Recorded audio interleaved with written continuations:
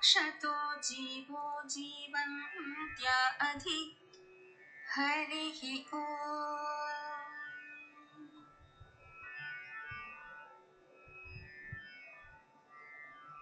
हरिः ॐ। हिरण्यये अरगीयं निर्मन्थतो अश्विना तं ते गर्भं हवामहे दशमे मासि सूतवे। हरिः ॐ।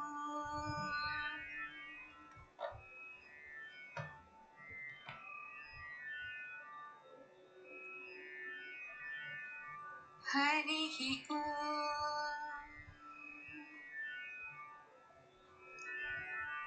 गर्भं धेहि सिनीवालिगर्भं धेहि सरस्वती गर्भं ते अश्विनौ देवा वाधत्तां पुष्करस्रजा।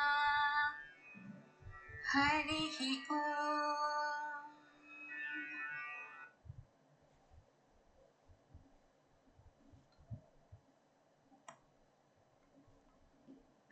ನಮಸ್ತೆ ಎವ್ರಿವನ್, ಎಲ್ರಿಗೂ ಇವತ್ತಿನ ವಿಮೆನ್ ಹೆಲ್ತ್ ಎಜುಕೇಷನ್ ಪ್ರೋಗ್ರಾಮ್ಗೆ ಸ್ವಾಗತ. I hope everyone are here to share your stories, suggestions, feedback and even ask questions. So, myself Dr. Deepika, I am volunteer at Ayurveda Academy and practicing Ayurveda in Mysore. And today we have Dr. Kirti with us to share her insights about one topic that we are going to discuss. And we will have question and answer session soon after that session, and we will also hear your opinions, stories and all those. Hope you are all ready for this session today. Okay, without much delay, we'll jump into the first session. So this session, we are dealing with different food items. We are trying to understand deep aspects about different food and vargas, that is the entire category of the food according to Ayurveda classification.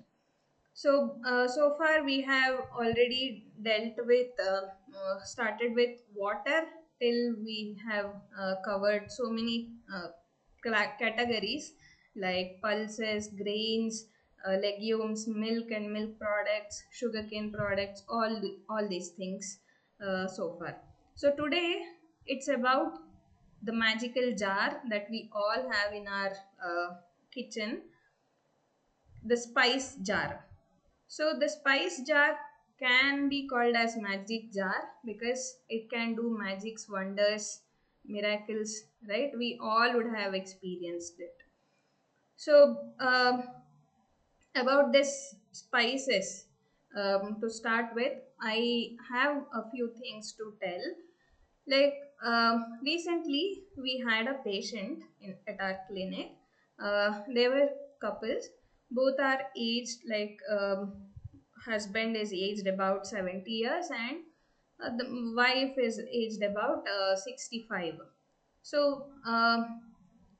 they came for different reason, and while taking history and talking about, we got to know that husband has one problem, which he is suffering from past 1 year or so, on and off, and that problem is, he is having mouth ulcers and severe. He cannot have any spicy food, not just the spiciest food. He can't even have regular spice food like sambar and all. He cannot have. His spice tolerance has reduced drastically, and when we observed, he had cracks around his lips, which made him difficult to open his mouth wide open. He couldn't even laugh at sometimes because it hurts. So this was the case. So actually he did not want to tell that symptom, in fact, because he thought it is some kind of normalcy or because of some deficiency he is having, it is going to be there with him for until his last. uh, so he thought it's okay to have it. And this thought he got from doctors. Like whenever he visited doctors, they gave him certain medicines, certain tests, certain supplements, vitamin supplements, and all. And he got no consistent or sustained result from any of them. He tried different things. Different doctors tried different medicines also, but nothing gave him sustained results. So then he was like living with it, kind of living with it.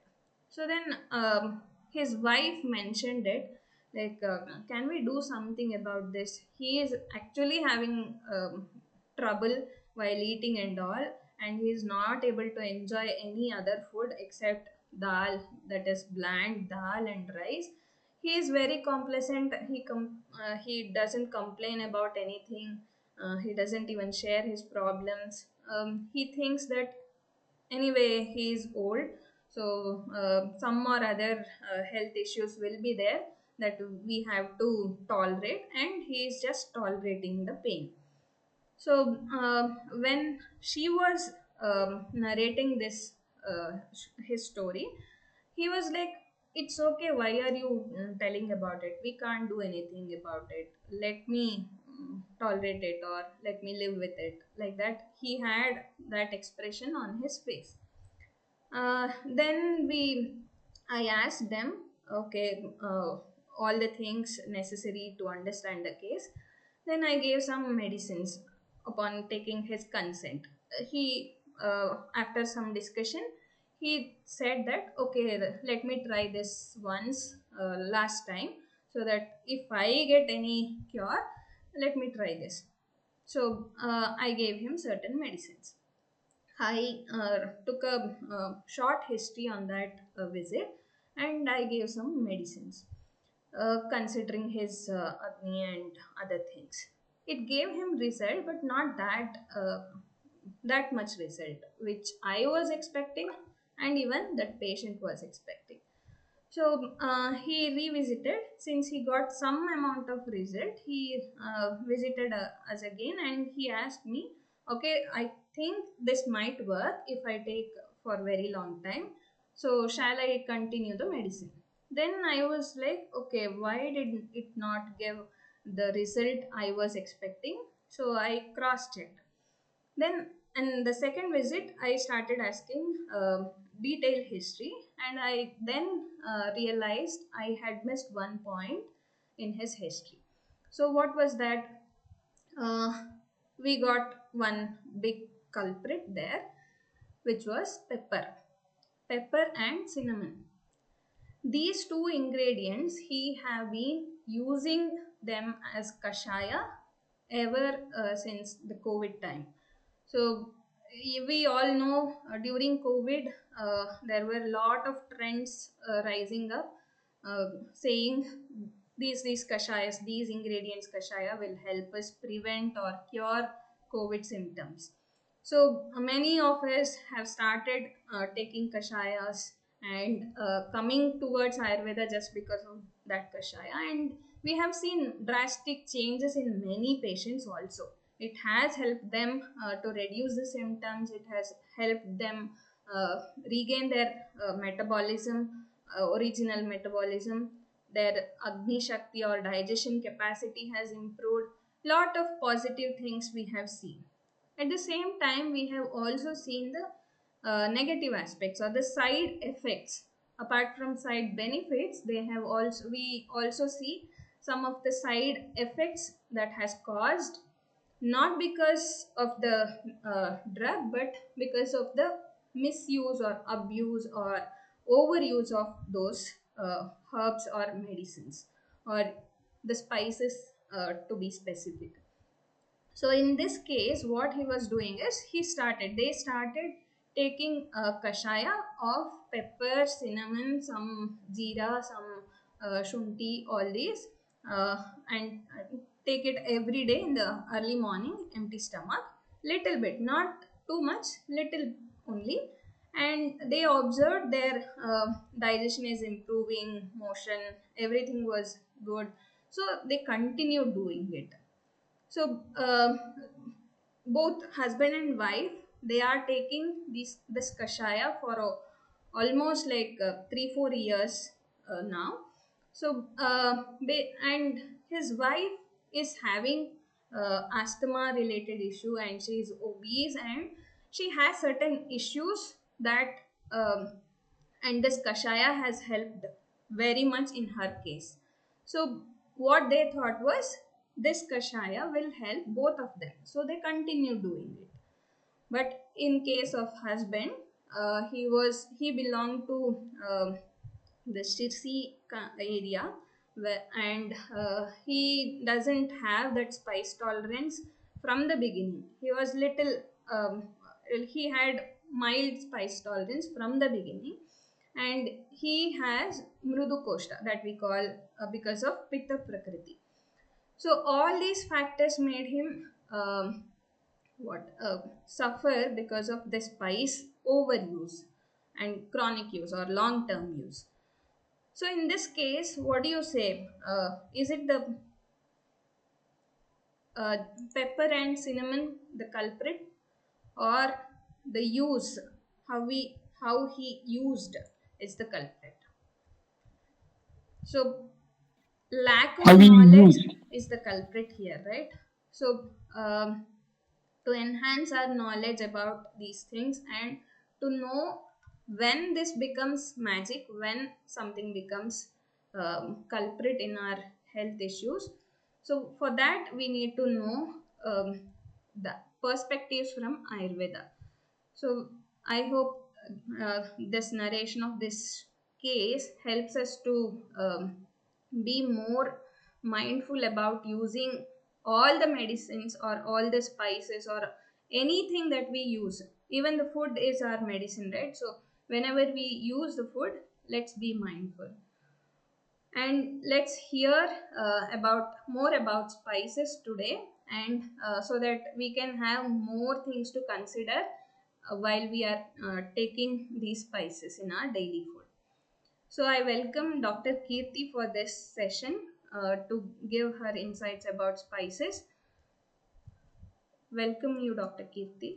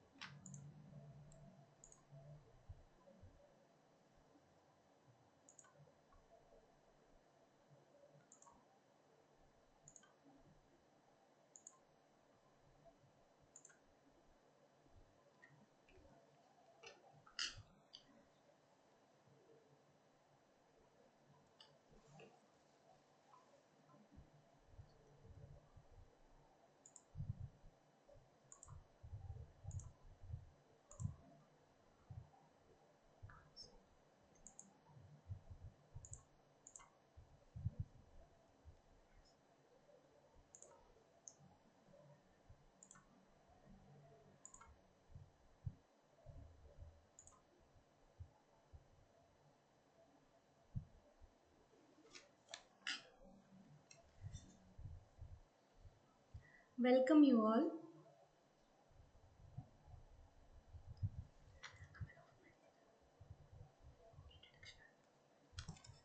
Welcome you all. Today we are knowing about the spices, ಮಸಾಲೆಗಳು. These are very essential part for the dish. ಹೌದಲ್ವಾ? ಅದನ್ನು ಸ್ಪೈಸಸ್ನ ಸ್ವಲ್ಪ ಪ್ರಮಾಣ use ಮಾಡಿದ್ರು ಡಿಶಲ್ಲಿ ಅದರದ ಆರೋಮ ಚೆನ್ನಾಗಿ ಸಿಗುತ್ತೆ, taste ಚೆನ್ನಾಗಿರುತ್ತೆ, ಡಿಶ್ಗೆ ಕಲರ್ ಕೊಡುತ್ತೆ. ಈ ಥರ ಮೆನಿ ಪ್ರಾಪರ್ಟೀಸ್ನ ನಾವು ಸ್ಪೈಸಸಲ್ಲಿ ನೋಡ್ಬೋದು. ಹೇಗಂತಂದರೆ ಮೂರ್ತಿ ಚಿಕ್ಕದಾದರೂ ಕೀರ್ತಿ ದೊಡ್ಡದು ಅಂತ ಹೇಳೋ ಥರ ಇದನ್ನು ಬಳಸೋದು ಅತಿ ಕಡಿಮೆ ಪ್ರಮಾಣ ಆದ್ರೂ ಇದರ ಉಪಯೋಗ ತುಂಬ ಇದೆ. ಹಾಗೆ ಇದನ್ನು ನಾವು ಪ್ರತಿದಿನ ನಿತ್ಯ ಬಳಸ್ತೀವಿ. ಯಾವುದೋ ಒಂದು ತರಕಾರಿ ಅಂದರೆ ಇವತ್ತು ಬಳಸ್ತೀವಿ, ಇನ್ನು ಯಾವಾಗ ಬೇಕೋ ಅವಾಗ ಬಳಸ್ತೀವಿ. ಬಟ್ ಈ ಸ್ಪೈಸಸ್ ಮಸಾಲೆಗಳನ್ನ ಪ್ರತಿನಿತ್ಯ ನಾವು ಬಳಸ್ತಾನೆ ಇರ್ತೀವಿ. ಯಾಕೆ ಪ್ರತಿನಿತ್ಯ ಇದನ್ನು ಬಳಸ್ತೀವಿ? ಯಾವ ಡಿಶ್ಲಾದರೂ ಇದ್ದೇ ಇರುತ್ತೆ ಅಲ್ವಾ ಇದು. ಏನಕ್ಕಂದರೆ ಇದು ಯೂಸ್ ಮಾಡೋದ್ರಿಂದ ಡೈಜೆಸ್ಟಿವ್ ಪವರ್ ಚೆನ್ನಾಗಾಗುತ್ತೆ, ಜೀರ್ಣಕ್ರಿಯೆ ಚೆನ್ನಾಗಿ ಮಾಡುತ್ತೆ, ಊಟದಲ್ಲಿ ರುಚಿನ ಹೆಚ್ಚಿಸುತ್ತೆ. ಇಲ್ಲ ಅಂತಂದರೆ ಎಲ್ಲ ಮಾಡಿ ಒಂದು ಒಗ್ಗರಣೆ ಕೊಟ್ಟಿಲ್ಲ ಅಂತಂದರೆ ಅದೇನೋ ತಿನ್ನೋಕ್ಕೆ ಇಷ್ಟ ಆಗಲ್ಲ. ಆದರೆ ಬರೀ ಒಂದು ಸಣ್ಣ ಒಗ್ಗರಣೆ ಕೊಡೋದ್ರಿಂದ ಈ ಇಡೀ ಆಹಾರದ ರುಚಿನೇ ಬೇರೆ ಆಗುತ್ತೆ. ಆದರೆ ಎಷ್ಟು ಗಮನಿಸ್ತಿರುತ್ತೆ ಅಂದರೆ ಪಕ್ಕದ ಮನೆ ಒಗ್ಗರಣೆ ಹಾಕಿದಂದ್ರೆ ಇಲ್ಲಿ ಅವ್ರು ಇವಾಗ ಒಗ್ಗರಣೆ ಹಾಕ್ತಾರೆ ಅಂತ ಸ್ಮೆಲ್ ಗೊತ್ತಾಗುತ್ತೆ. ಅಷ್ಟು ಅದರದ್ದು ಪವರ್ ಇರುತ್ತೆ, ಹೌದಲ್ವಾ?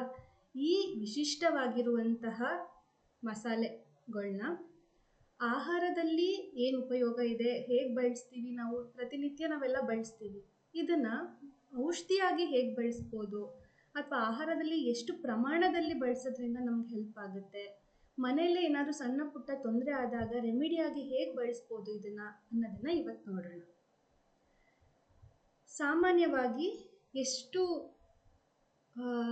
ಸಾಮಾನ್ಯವಾಗಿರುವಂತಹ ಬಳಸುವಂತಹ ಮಸಾಲೆಗಳು ಯಾವ್ದ್ಯಾವುದು? ಮೆಣಸು,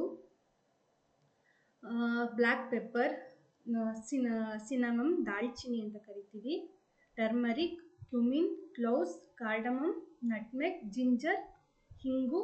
ಇದೆಲ್ಲವೂ ಕೂಡ ಸಾಮಾನ್ಯವಾಗಿ ನಾವು ಬಳಸುವಂತಹ ಮಸಾಲೆಗಳು.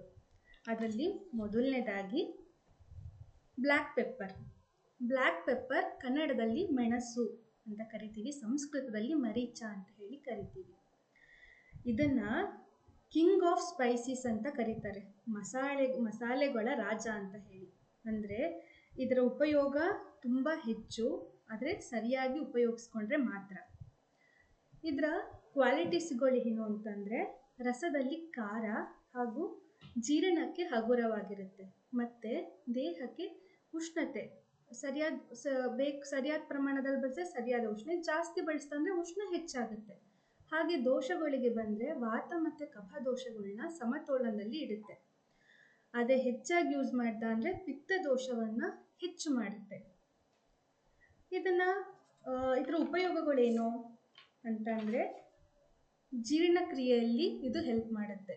ಬೆಸ್ಟ್ ಅದನ್ನು ಕರೆಕ್ಟಾಗಿ ಯೂಸ್ ಮಾಡ್ದ ಅಂದರೆ ಬೆಸ್ಟ್ ಡೈಜೆಸ್ಟಿವ್ ಫೈರ್ ಆಗಿ ಹೆಲ್ಪ್ ಆಗುತ್ತೆ. ಇದರಿಂದ ಏನಾಗುತ್ತೆ ಅಂದರೆ ಹೊಟ್ಟೆ ಉಬ್ಬರ ಇರ್ಬೋದು, ಹೊಟ್ಟೆ ಭಾರ ಅನಿಸ್ತಾ ಇರ್ಬೋದು, ಆ ತೊಂದರೆಗಳು ಕೂಡ ಕಡಿಮೆ ಆಗುತ್ತೆ. ಇನ್ನು ಇದು ದೇಹದಲ್ಲಿ ನಾವು ಊಟ ಮಾಡಿದಂಥ ಆಹಾರ ಸರಿಯಾಗಿ ಜೀರ್ಣ ಆಗದೆ ಇದ್ದಾಗ ಅದು ಆಮ ಆಗಿ ಕನ್ವರ್ಟ್ ಆಗುತ್ತೆ. ಅಂತಹ ಆಮ ಅಂದರೆ ಬೇಡದಿರುವಂತಹ ಅಂತಹ ಆಮವನ್ನು ಹೊರಗಡೆ ಹಾಕೋದಕ್ಕೆ ಇದು ಹೆಲ್ಪ್ ಮಾಡುತ್ತೆ. ಹಾಗಾಗಿ ದೇಹದ ಶುದ್ಧೀಕರಣ ಮಾಡೋದಕ್ಕೂ ಕೂಡ ಇದು ತುಂಬಾ ಹೆಲ್ಪ್ ಆಗಿರುತ್ತೆ. ಇನ್ನು ನಾವು ಯೂಶ್ವಲಿ ಏನು ಮಾಡ್ತೀವಿ, ಪೆಪ್ಪರ್ ಪೌಡರ್ನ ಹಣ್ಣುಗಳ್ಗೆ ಹಾಕಿ ಬಳಸ್ತೀವಿ, ಜ್ಯೂಸ್ಗೆ ಹಾಕ್ಕೊಳ್ತೀವಿ, ಹೌದಲ್ವಾ? ಹಣ್ಣುಗಳ್ಗೆ ಯಾಕೆ ಇದು ಶೀತ, ಪೆಪ್ಪರ್ ಪೌಡ್ರ್ ಹಾಕ್ಕೊಂಡ್ರೆ ಆಗಲ್ಲ, ಕಫ ಆಗಲ್ಲ ಅಂತ ಹೇಳಿ. ಅದು ಹೌದು, ಆದರೆ ಕಡಿಮೆ ಪ್ರಮಾಣದಲ್ಲಿ ಖಂಡಿತವಾಗ್ಲೂ ನಾವು ಹಾಕಿ ಬಳಸ್ಬೋದು, ಜ್ಯೂಸ್ಗಿರ್ಬೋದು ಅಥವಾ ಹಣ್ಣುಗಳಿಗಿರ್ಬೋದು. ಹಾಗಂತ ಹೇಳಿ ಚೆನ್ನಾಗಿದೆ ಖಾರ ಇದು ಹಾಕೋದಂದರೆ ಖಾರ ಚೆನ್ನಾಗಿ ಬರುತ್ತೆ ಅಂತ ಸಲಾಡ್ಗೆ, ಇನ್ನು ಪಿಜ್ಜಾಗೆ, ಬರ್ಗರ್, ಏನೇನೆಲ್ಲ ಊಟ ಮಾಡ್ತೀವಿ ಎಲ್ಲದಕ್ಕೂ ಸ್ವಲ್ಪ ಪೆಪ್ಪರ್ ಹಾಕ್ಕೊಳ್ಳೋದು. ಹೇಗೆ ಸಾಲ್ಟ್ ಹಾಕ್ಕೊಳ್ತೀವಿ ಹಾಗೆ ಪೆಪ್ಪರ್ ಹಾಕ್ಕೊಂಡು ಯೂಸ್ ಮಾಡೋದ್ರಿಂದ ಖಂಡಿತ ಅಸಿಡಿಟಿ ಬಂದೇ ಬರುತ್ತೆ. ಹಾಗೆ ಹೊಟ್ಟೆ ಉರಿ ಬರುವಂಥದ್ದು, ಕಣ್ಣು ಉರಿ ಬರುವಂಥದ್ದು, ಕಡೆಗೆ ಜಾಸ್ತಿ ಯೂಸ್ ಮಾಡ್ತಾ ಇದನ್ನು ಬಾಯಲ್ಲಿ ಅಲ್ಸರ್ ಇನ್ನೂ ಹೆಚ್ಚಾದ ಅಂದರೆ ಕರಳಲ್ಲಿ ಅಲ್ಸರ್ಗಳು ಆಗುವಂತಹ ಸಾಧ್ಯತೆಗಳು ಹೆಚ್ಚಾಗಿರುತ್ತೆ. ಇನ್ನು ಇದನ್ನು ಟೂತ್ ಪೌಡರಲ್ಲಿ ನಾವು ಹೆಚ್ಚಾಗಿ ಬಳಸ್ಕೊಳ್ತೀವಿ. ಟೂತ್ ಪೌಡರ್ ಮಾಡಬೇಕಾದ್ರೆ ಇದನ್ನು ಬಳಸ್ಕೋಬೋದು. ಇದ್ರದ್ದು ಮುನ್ನೆಚ್ಚರಿಕೆ ಮತ್ತು ಇದರಲ್ಲಿ ಏನಂತಂದರೆ ಇದ್ರ ಪ್ರಮಾತಿ ಗುಣ ಅಂತ ಹೇಳ್ತೀವಿ, ಅಂದರೆ ಇದು ಬೇಗ ಸ್ಪ್ರೆಡ್ ಆಗುತ್ತೆ. ಹಾಗಾಗಿ ನಾವು ಪೆಪ್ಪರನ್ನ ಯೂಸ್ ಮಾಡೋದು ಕಫ ಕಡಿಮೆ ಆಗುತ್ತೆ ಅದರಿಂದ, ಹೌದು. ಆದರೆ ಅದನ್ನು ಹೆಚ್ಚಾಗಿ ಯೂಸ್ ಮಾಡ್ದ ಅಂದರೆ ನಾರ್ಮಲ್ ಆಗಿ ಪ್ರಾಕೃತವಾಗಿ ನಮ್ಮ ದೇಹದಲ್ಲಿ ಏನು ಕಫ ಇರಬೇಕು ಅದನ್ನು ಕೂಡ ಹೊರಗಡೆಗೆ ತೆಗೆದು ಹಾಕುತ್ತೆ, ಅಂಥ ಗುಣ ಇದರಲ್ಲಿದೆ. ಆದರೆ ಸರಿಯಾಗಿ ಬಳಸ್ತಾ ಅಂತಂದರೆ ಅದು ಕಫವನ್ನು ನೀಟಾಗಿ ಹೊರಗಡೆ ಹಾಕಕ್ಕೆ ಹೆಲ್ಪ್ ಮಾಡುತ್ತೆ. ಹಾಗೆ ಕೆಮ್ಮು, ಗಂಟ್ಲು ನೋವು, ಗಂಟ್ಲಲ್ಲಿ ಕಫ ಅನಿಸ್ತಿದೆ ಅನ್ನೋ ಸಂದರ್ಭದಲ್ಲೆಲ್ಲ ಹೆಲ್ಪ್ ಆಗುತ್ತೆ. ಇದು ಬ್ಲ್ಯಾಕ್ ಪೆಪ್ಪರ್ ನೆಕ್ಸ್ಟ್ ಬಂದು ಸಿನಮನ್. ಸಿನಮನ್ ಏನಂತಂದರೆ ಇದು ಕೂಡ ಸೇಮ್ ಪೆಪ್ಪರ್ ಹಾಗೇನೆ ರಸದಲ್ಲಿ ಖಾರ ಹಾಗೂ ಕಷಾಯ ರಸ, ಆದರೆ ಸ್ವಲ್ಪ ಸ್ವೀಟ್ ರಸ ಕೂಡ ಇದರಲ್ಲಿ ಬರುತ್ತೆ. ಉಷ್ಣತೆಯನ್ನು ಕೊಡುತ್ತೆ. ಹಾಗೆ ಎಕ್ಸ್ಟ್ರಾ ಏನಂತಂದರೆ ಇದನ್ನು ಯೂಸ್ ಮಾಡೋದ್ರಿಂದ ಡ್ರೈನೆಸ್ನ ಕೊಡುತ್ತೆ. ಹೆಚ್ಚಾಗಿ ಯೂಸ್ ಮಾಡ್ದ ಅಂತಂದರೆ ಬಾಡಿಯಲ್ಲಿ ಹೆಚ್ಚು ಡ್ರೈನೆಸ್ಸನ್ನು ಮಾಡುತ್ತೆ. ಆ್ಯಕ್ಚುಲಿ ಇದು ಡೈಜೆಸ್ಟಿವ್ ಪವರ್ನ ಚೆನ್ನಾಗಿ ಮಾಡುತ್ತೆ, ರೆಸ್ಪಿರೇಟರಿ ಸಿಸ್ಟಮ್ ಹೆಲ್ತ್ ಚೆನ್ನಾಗಿ ಮಾಡುತ್ತೆ. ಯಾಕಂದರೆ ಇದರಲ್ಲಿ ಕಫ ಮತ್ತು ವಾತವನ್ನು ಕಡಿಮೆ ಮಾಡುವಂತಹ ಕ್ವಾಲಿಟಿ ಇರೋದ್ರಿಂದ, ಹಾಗೆ ಬ್ಲಡ್ ಸರ್ಕ್ಯುಲೇಷನ್ನ ಇಂಪ್ರೂವ್ ಮಾಡಿ ಹೃದಯ ಅಂತ ಹೇಳ್ತೀವಿ, ಅದು ಕೂಡ ಹೆಲ್ಪ್ ಮಾಡುತ್ತೆ.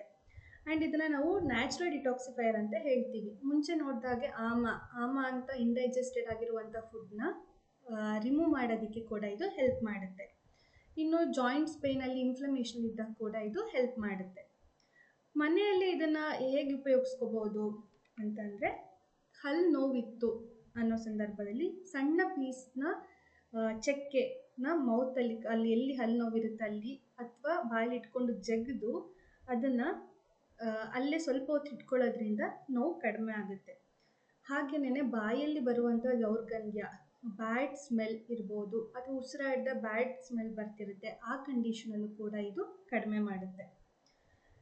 ಕೆಲವೊಬ್ಬರಿಗೆ ಮೈ ಇಚ್ಚಿಂಗ್ ಇರುತ್ತೆ, ಸ್ವಲ್ಪ ಇಚ್ಚಿಂಗು ಮೈಯಲ್ಲಿ ಅಂತ ಇದ್ದಾಗ ಅಭ್ಯಂಗಕ್ಕೆ ಇದರಿಂದ ಮಾಡಿರುವಂತಹ ಎಣ್ಣೆನ ಯೂಸ್ ಮಾಡ್ಬೋದು. ಅಂದರೆ ಹೇಗೆ ಯೂಸ್ ಮಾಡ್ಬೋದು ಅಂದರೆ, ಎಣ್ಣೆನ ಬಿಸಿ ಮಾಡಿ ಸ್ವಲ್ಪ ಮುಂಚೆನೇ ಎಣ್ಣೆನ ಬಿಸಿ ಮಾಡಿ ಇಟ್ಕೊಂಡು ಅದ ನಂತರ ಪೌಡರ್ ಮಾಡಿರುವಂತಹ ಚಕ್ಕೆನ ಅದರೊಳಗಡೆ ಹಾಕಿ ಪ್ಲೇಟ್ ಮುಚ್ಚಬೇಕು. ಆನಂತರ ಅದನ್ನು ತೆಗೆದು ಸೋಸಿ ಆಯಿಲ್ನ ಇಚ್ಚಿಂಗ್ ಇತ್ತು ಅಂದರೆ ಯೂಸ್ ಮಾಡ್ದ ಅಂದರೆ ಇಚ್ಚಿಂಗ್ ಕಡಿಮೆ ಆಗೋದಕ್ಕೆ ಹೆಲ್ಪ್ ಆಗುತ್ತೆ. ಹಾಗೆಯೇ ಯಾವುದಾದ್ರೂ ಇನ್ಸೆಕ್ಟ್ ಬೈಟ್ ಕಚ್ಚಿದಿತ್ತು, ಸ್ವಲ್ಪ ಪೇಯ್ನ್ ಆಗ್ತಿದೆ, ಅಲ್ಲಿ ಇಚ್ಚಿಂಗ್ ಆಗ್ತಿದೆ ಸೆನ್ಸೇಷನು ಅಂತಂದಾಗ ಇದರದ್ದು 2 to 3 ಡ್ರಾಪ್ಸ್ ಆಫ್ ಆಯಿಲ್ನಲ್ಲಿ ಹಾಕಿ ಮಸಾಜ್ ಮಾಡೋದ್ರಿಂದ ಅಲ್ಲಿ ಲೋಕಲ್ ಪೇಯ್ನ್ ಇರುತ್ತೆ ಅದು ರಿಲೀಫ್ ಆಗುತ್ತೆ. ಇನ್ಫ್ಲಮೇಷನ್ ಇದ್ದರೂ ಕೂಡ ಅದರದ್ದು ರಿಲೀಫ್ ಆಗುತ್ತೆ. ನೆಕ್ಸ್ಟ್ ನಾವು ತಮಲಪತ್ರ, ಅದನ್ನು ತೇಜಪತ್ರ ಅಂತ ಕೂಡ ಕರಿತೀವಿ, ಹಾಗೆ ಇಂಡಿಯನ್ ಬೇ ಲೀಫ್ ಅಂತ ಕರಿತೀವಿ. ನಾವು ಒಗ್ಗರಣೆ ಎಲೆ ಅಂತ ನಾರ್ಮಲಾಗಿ ಕರೀತಾರೆ. ಇದ್ರ ಅಡುಗೆಗೆ ಸಾಮಾನ್ಯವಾಗಿ ಬಳಸ್ತೀವಿ. ಇದರ ಗುಣಕರ್ಮಗಳು, ಇದ್ರದ್ದು ಚಕ್ಕೆದು ಏನು ಗುಣಗಳಿದೆ ಅದೇ ಗುಣವನ್ನು ಇದು ಹೊಂದಿದೆ. ಇನ್ನು ನಮಗೆಲ್ಲ ಸಾಮಾನ್ಯವಾಗಿ ಗೊತ್ತಿರುವಂಥದ್ದು, ಹಾಗೆ ಮನೆಯಲ್ಲಿ ಅಜ್ಜಿ ಮಾಡಿಕೊಡುವಂಥದ್ದು, ಎಲ್ಲರಿಗೂ ಗೊತ್ತಿರುವಂಥ ಕಷಾಯ ಜೀರಿಗೆ ಕಷಾಯ, ಹೌದಲ್ವಾ? ಅದೇ ಜೀರಿಗೆ. ಇನ್ನೊಂದು ಸ್ಪೈಸಸ್ ಜೀರಿಗೆ, ಕ್ಯುಮಿನ್ ಅಂತ ಅದನ್ನು ಹೇಳ್ತೀವಿ. ಇದು ಸಂಸ್ಕೃತದಲ್ಲಿ ಜೀರಕ ಅಂತ ಕರಿತೀವಿ. It is well known for the digestive, detoxifying and immunity boosting properties. ಇದರ ರಸ ಕೂಡ ಒಗರು ಹಾಗೂ ಖಾರ ರಸವಾಗಿರುತ್ತೆ. ಇದ್ರ ಗುಣ ಜೀರ್ಣಕ್ಕೆ ಹಗುರವಾಗಿರುತ್ತೆ, ಹಾಗೆಯೇ ಉಷ್ಣತೆಯನ್ನು ಕೊಡುತ್ತೆ. ಇದು ಕೂಡ ಎಲ್ಲ ಸ್ಪೈಸಸ್ ಹಾಗೆಯೇ ವಾತ ಹಾಗೂ ಕಫದೋಷಗಳನ್ನು ಕಡಿಮೆ ಮಾಡೋಕ್ಕೆ ಹೆಲ್ಪ್ ಮಾಡುತ್ತೆ. ಅದೇ ಹೆಚ್ಚಾಗಿ ತಗೊಂಡ ಅಂದರೆ ಪಿತ್ತದೋಷವನ್ನು ಜಾಸ್ತಿ ಮಾಡುತ್ತೆ. ಇದನ್ನು ಸುಮಾರಷ್ಟು ಕಂಡೀಷನಲ್ಲಿ ನಾವು ಮನೆಯಲ್ಲಿ ಸಾಮಾನ್ಯವಾಗಿ ಬಳಸ್ತಿರ್ತೀವಿ. ಹಾಗೆ ಇದ್ರ ಉಪಯೋಗಗಳನ್ನು ಹಾಗೆ ಇದೆ. ಒಂದು ಜೀರ್ಣಶಕ್ತಿ ಚೆನ್ನಾಗಿ ಮಾಡುತ್ತೆ, ಹಾಗೆಯೇ ಯೂಟ್ರಸ್ ಪ್ರಾಬ್ಲಮ್ ಇರ್ಬೋದು, ಆ ರೀಜನಲ್ಲಿರುವಂತಹ ಡಿಟಾಕ್ಸಿಫೈ ಮಾಡುತ್ತೆ ಅಲ್ಲಿ ರೀಜನನ್ನು. ಹಾಗಾಗಿ ಇದನ್ನು ಮೆನ್ಸ್ಟ್ರುಯಲ್ ಕೇರಲ್ಲಿ ಹೆಚ್ಚಾಗಿ ಯೂಸ್ ಮಾಡ್ತೀವಿ, ಜ್ವರದಲ್ಲಿ ಯೂಸ್ ಮಾಡ್ತೀವಿ. ಇದು ಯೂಸ್ ಮಾಡೋದ್ರಿಂದ ಇಮ್ಯುನಿಟಿ ಮತ್ತು ಸ್ಟ್ರೆಂತ್ ಕೂಡ ಹೆಚ್ಚಾಗುತ್ತೆ, ಫುಡ್ ಟೇಸ್ಟ್ ಹೆಚ್ಚಾಗುತ್ತೆ. ಆ್ಯಂಡ್ ಸ್ಪೆಷಲಾಗಿ ಏನಂದರೆ it is good for the eyes, so that it improves the vision power ಕೂಡ ಇಂಪ್ರೂವ್ ಆಗುತ್ತೆ.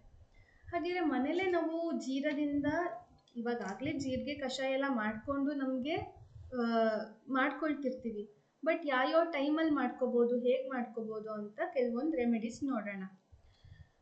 ಅಜ್ಜಿ ಹಸಿವು ಸರಿಯಾಗಿ ಆಗ್ತಿಲ್ಲ ಅನ್ನೋ ಸಂದರ್ಭದಲ್ಲಿ ನಾವು ಇದನ್ನು 1 ಲೀಟ್ರ್ ನೀರಿಗೆ 1/4 ಸ್ಪೂನ್ ಜೀರಿಗೆ ಹಾಕಿ ಒಂದ್ಸರಿ ಬಾಯ್ಲ್ ಮಾಡಿ ಸೋಸಿ ಇಟ್ಕೊಂಡು ಮಾಮೂಲಿ ವಾಟರ್, ರೆಗ್ಯುಲರ್ ವಾಟರ್ ಏನು ಕುಡಿತೀವಿ ಅದ್ರ ಬದಲು ಈ ವಾಟರ್ನೇ ತಗೊಳ್ಳೋದ್ರಿಂದ ಹಸಿವು ಹೆಚ್ಚಾಗೋಕ್ಕೆ ಹೆಲ್ಪ್ ಮಾಡುತ್ತೆ. ಇನ್ನು ಮೆನ್ಸ್ಟ್ರಲ್ ಪೇಯ್ನ್ ಇರುತ್ತೆ, ಪೀರಿಯಡ್ಸ್ ಆದಾಗ ಪೇಯ್ನ್ ಬಂದಿರುತ್ತೆ, ತುಂಬ ಹೊಟ್ಟೆ ನೋವು ಅಂದಾಗ ಜೀರಿಗೆ ಕಷಾಯ ಮಾಡಿಕೊಂಡು ತಗೊಳ್ಳೋದು ಹೆಲ್ಪ್ ಆಗುತ್ತೆ. ಹೇಗೆ ಮಾಡ್ಕೋಬಹುದು?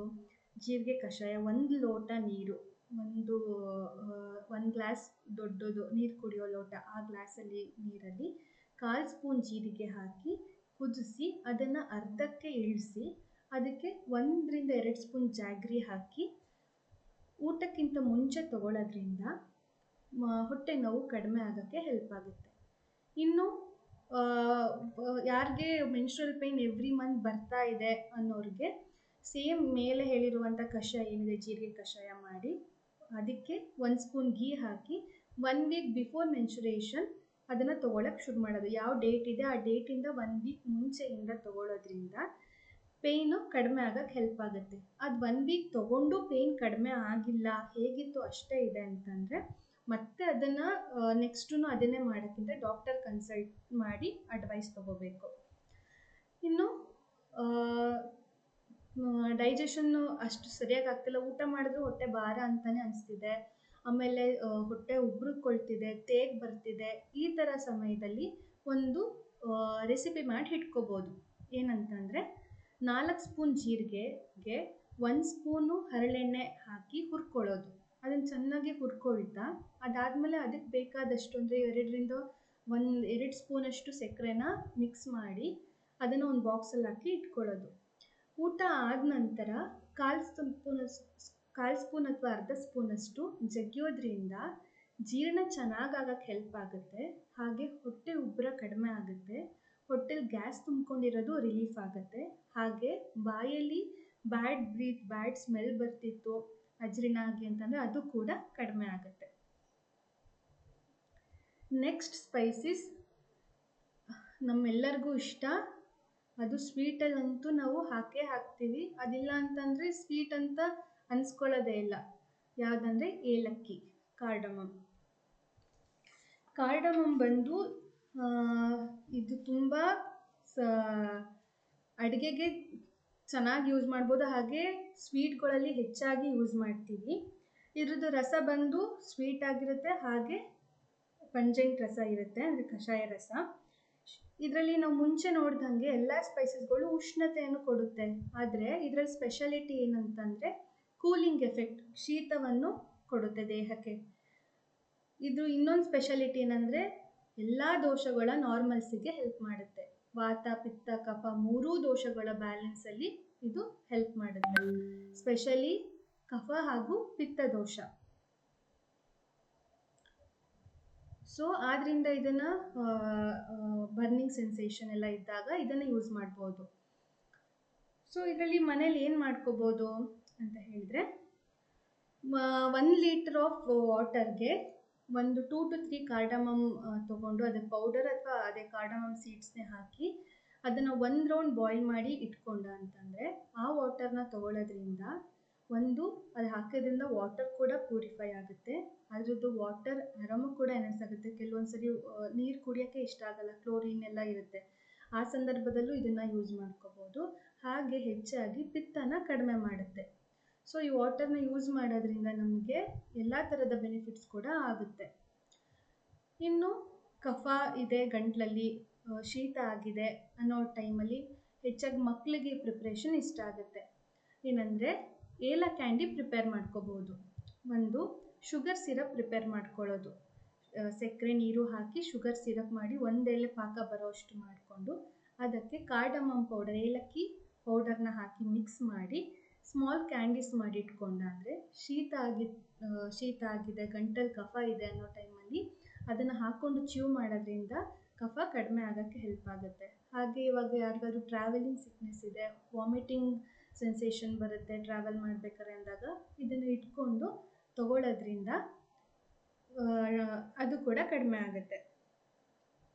ನೆಕ್ಸ್ಟ್ ಸ್ಪೈಸ್ ಬಂದು ಜಿಂಜರ್ನ ಕೂಡ ಅಡುಗೆಗೆ ಸಾಮಾನ್ಯವಾಗಿ ಬಳಸ್ತೀವಿ ನಾವೆಲ್ಲರೂ. ಇದ್ರದ್ದು ಸಾಮಾನ್ಯವಾಗಿ ಮನೇಲಿ ಮಸಾಲೆಗೆ ಬಳಸ್ಕೊಳ್ಳೋದ್ರ ಜೊತೆಗೆ ಹೆಚ್ಚಾಗಿ ಮಜ್ಜಿಗೆಗೆ ಸ್ವಲ್ಪ ಶುಂಠಿ ಜಜ್ಜಿ ಹಾಕಿದ್ರೆ ಕಫ ಕಡಿಮೆ ಆಗುತ್ತೆ ಅಂತ ಯೂಸ್ ಮಾಡ್ಕೊಳ್ತಿರ್ತೀವಿ, ಹೌದಲ್ವಾ? ಹೌದು, ಮಜ್ಜಿಗೆಗೆ ಸ್ವಲ್ಪ ಶುಂಠಿ ರಸ ಹಾಕ್ಕೊಂಡು ಯೂಸ್ ಮಾಡ್ಕೊಳ್ಳೋದ್ರಿಂದ ಗಂಟ್ಲೇ ಇರುವಂತಹ ಕಫನೂ ಕಡಿಮೆ ಆಗುತ್ತೆ, ಹಾಗೆ ಡೈಜೆಷನ್ ಚೆನ್ನಾಗಾಗೋಕ್ಕೆ ಹೆಲ್ಪ್ ಆಗುತ್ತೆ, ಜೀರ್ಣಕ್ರಿಯೆ ಚೆನ್ನಾಗಾಗೋದಕ್ಕೆ ಹೆಲ್ಪ್ ಆಗುತ್ತೆ. ಇದರ ಗುಣಕರ್ಮಗಳು ಅದೇ ರಸ ಏನು ಮಾಡುತ್ತೆ, ಇದರ ಪ್ರಾಪರ್ಟೀಸ್ ಕೂಡ ಬೇರೆ ಸ್ಪೈಸಸ್ ಥರನೇ ವಾತ ಕಫನ ಕಡಿಮೆ ಮಾಡುತ್ತೆ, ಹೆಚ್ಚಾಗಿ ತಗೊಳ್ಳೋದ ಪಿತ್ತನ ಹೆಚ್ಚು ಮಾಡುತ್ತೆ.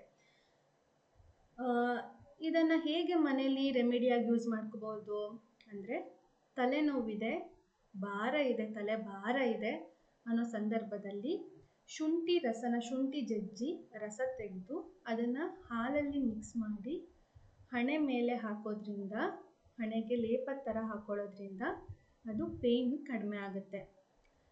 ತುಂಬ ಭಾರ ಇರಬೇಕು ತಲೆನೋವು, ಇಲ್ಲಾಂದರೆ ತಲೆ ಭಾರ ಇಲ್ಲ, ಬರೀ ತಲೆನೋವಿದೆ, ತಿಂಡಿ ಊಟ ಏನೂ ಮಾಡಿಲ್ಲ, ಖಾಲಿ ಹೊಟ್ಟೆಲಿದ್ದೀನಿ, ಆ ಸಮಯದಲ್ಲಿ ಈ ಥರ ಲೇಪ ಹಾಕ್ಕೊಂಡ್ರೆ ಹೆಲ್ಪ್ ಆಗಲ್ಲ. ತಲೆನೋವು ಇದೆ, ಜೊತೆಗೆ ತಲೆ ತುಂಬ ಭಾರ ಇರೋ ಕಂಡೀಷನಲ್ಲಿ ಈ ಲೇಪ ಹಾಕೊಳ್ಳೋದ್ರಿಂದ ಬೇಗ ಭಾರ ಹಾಗೂ ತಲೆನೋವು ಕಡಿಮೆ ಆಗೋದಕ್ಕೆ ಹೆಲ್ಪ್ ಆಗುತ್ತೆ. ಇನ್ನೊಂದು ಶುಂಠಿದು ವಿಶಿಷ್ಟ ಏನಂತಂದರೆ, ಒಂದು ರೆಸಿಪಿ ಇದೆ, ಅದನ್ನು ನಾವು ಮಾಡಿ ಇಟ್ಕೊಂಡು ತಗೊಳ್ಳೋದ್ರಿಂದ ನಮ್ಮ ಡೈಜೆಷನ್ ಚೆನ್ನಾಗಾಗುತ್ತೆ, ಆಮೇಲೆ ಅಗ್ನಿ ವರ್ಧನೆ ಆಗುತ್ತೆ, ನೆಕ್ಸ್ಟು ಕಣ್ಣಲ್ಲಿ ಅಥವಾ ಇದರಲ್ಲಿ ರೆಸ್ಪಿರೇಟರಿ ಸಿಸ್ಟಮ್ ಅಂತ ಕಫ ಕ್ಲಿಯರ್ ಆಗುತ್ತೆ. ಏನು ರೆಸಿಪಿ ಅದು ಅಂತಂದರೆ, ಹಸಿ ಶುಂಠಿ ತೆಗೆದು ಸಣ್ಣ ಪೀಸಾಗಿ ಕಟ್ ಮಾಡಿ ಇಟ್ಕೊಂಡು ಅದನ್ನು ಒಂದು ಓವರ್ ನೈಟ್ ಸಾಲ್ಟ್ ವಾಟರಲ್ಲಿ ಸೋಕ್ ಮಾಡಿಡೋದು.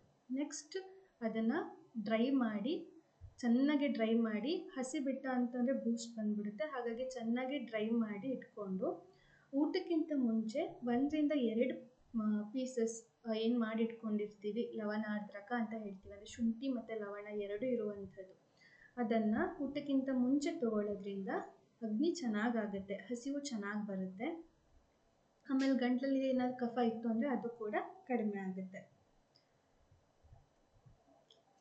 ನೆಕ್ಸ್ಟ್ ಮಸಾಲೆ ಬಂದು ನಟ್ಮೆಗ್. ಇದನ್ನು ಸಾಮಾನ್ಯವಾಗಿ ಪಲಾವ್ ಹಾಕ್ತೀವಿ, ಇನ್ನು ಅಜ್ಜಿಂದಿರ ಮನೇಲಿದ್ದರೆ ಅದನ್ನು ಯಾವುದಕ್ಕೆ ಯೂಸ್ ಮಾಡ್ತೀವಿ, ಬಾಣಂತಿ ಮಕ್ಳುಗಳಿಗೆಲ್ಲ ಯೂಸ್ ಮಾಡೋದನ್ನು ಜಾಯಿಕಾಯಿ ಅಂತ ಕನ್ನಡದಲ್ಲಿ ಕರಿತೀವಿ.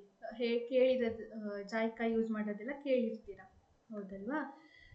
ಇದು ನಾವು ಹೇಗೆ ಮನೇಲಿ ಯೂಸ್ ಮಾಡ್ಕೋಬೋದು ಆಹಾರ ಅಲ್ಲದೇನೆ ಅಂತ ಹೇಳ್ದ ಅಂದರೆ, ನಟ್ಮೆಗ್ ಅದನ್ನು ತೆಗೆದು ಅದು ಪೇಸ್ಟ್ ತೆಗೆದ್ರೆ ಅದರ ಪೇಸ್ಟ್ ಬರುತ್ತಲ್ಲ, ಅದನ್ನು ವಾಟರ್ ಅಥವಾ ಮಿಲ್ಕ್ಗೆ ಮಿಕ್ಸ್ ಮಾಡಿ, ಪಿಂಪಲ್ಸ್ ಆಗಿತ್ತು ಅಥವಾ ಸ್ಕಾರ್ಸ್ ಇತ್ತು, ಬ್ಲ್ಯಾಕ್ ಸ್ಕಾರ್ಸ್, ಪಿಂಪಲ್ ಇದೆ ಅನ್ನೋ ಇದರಲ್ಲಿ ತೆಗೆದು ಅದನ್ನು ಹಾಕೋದ್ರಿಂದ ಪಿಂಪಲ್ಸ್ ಕಡಿಮೆ ಆಗುತ್ತೆ, ಪಿಂಪಲ್ಸ್ ಒಟ್ಟು ಹೊರಗಡೆ ಬರುತ್ತೆ, ಪಿಂಪಲ್ಸು ಮತ್ತು ಬ್ಲ್ಯಾಕ್ ಸ್ಕಾರ್ಸ್ ಅಥವಾ ಆ್ಯಕ್ನಿ ಸ್ಕಾರ್ಸ್ ಇರೋವಂಥದ್ದು ಕಡಿಮೆ ಆಗುತ್ತೆ. ಇನ್ನು ಇದನ್ನು ಕೂಡ ತಲೆನೋವಿದ್ದಾಗ ತೆಗೆದು ಹಣೆ ಮೇಲೆ ಹಚ್ಚಿ ಅದರಿಂದ ತಲೆನೋವು ಕಡಿಮೆ ಆಗೋದಕ್ಕೆ ಹೆಲ್ಪ್ ಆಗುತ್ತೆ.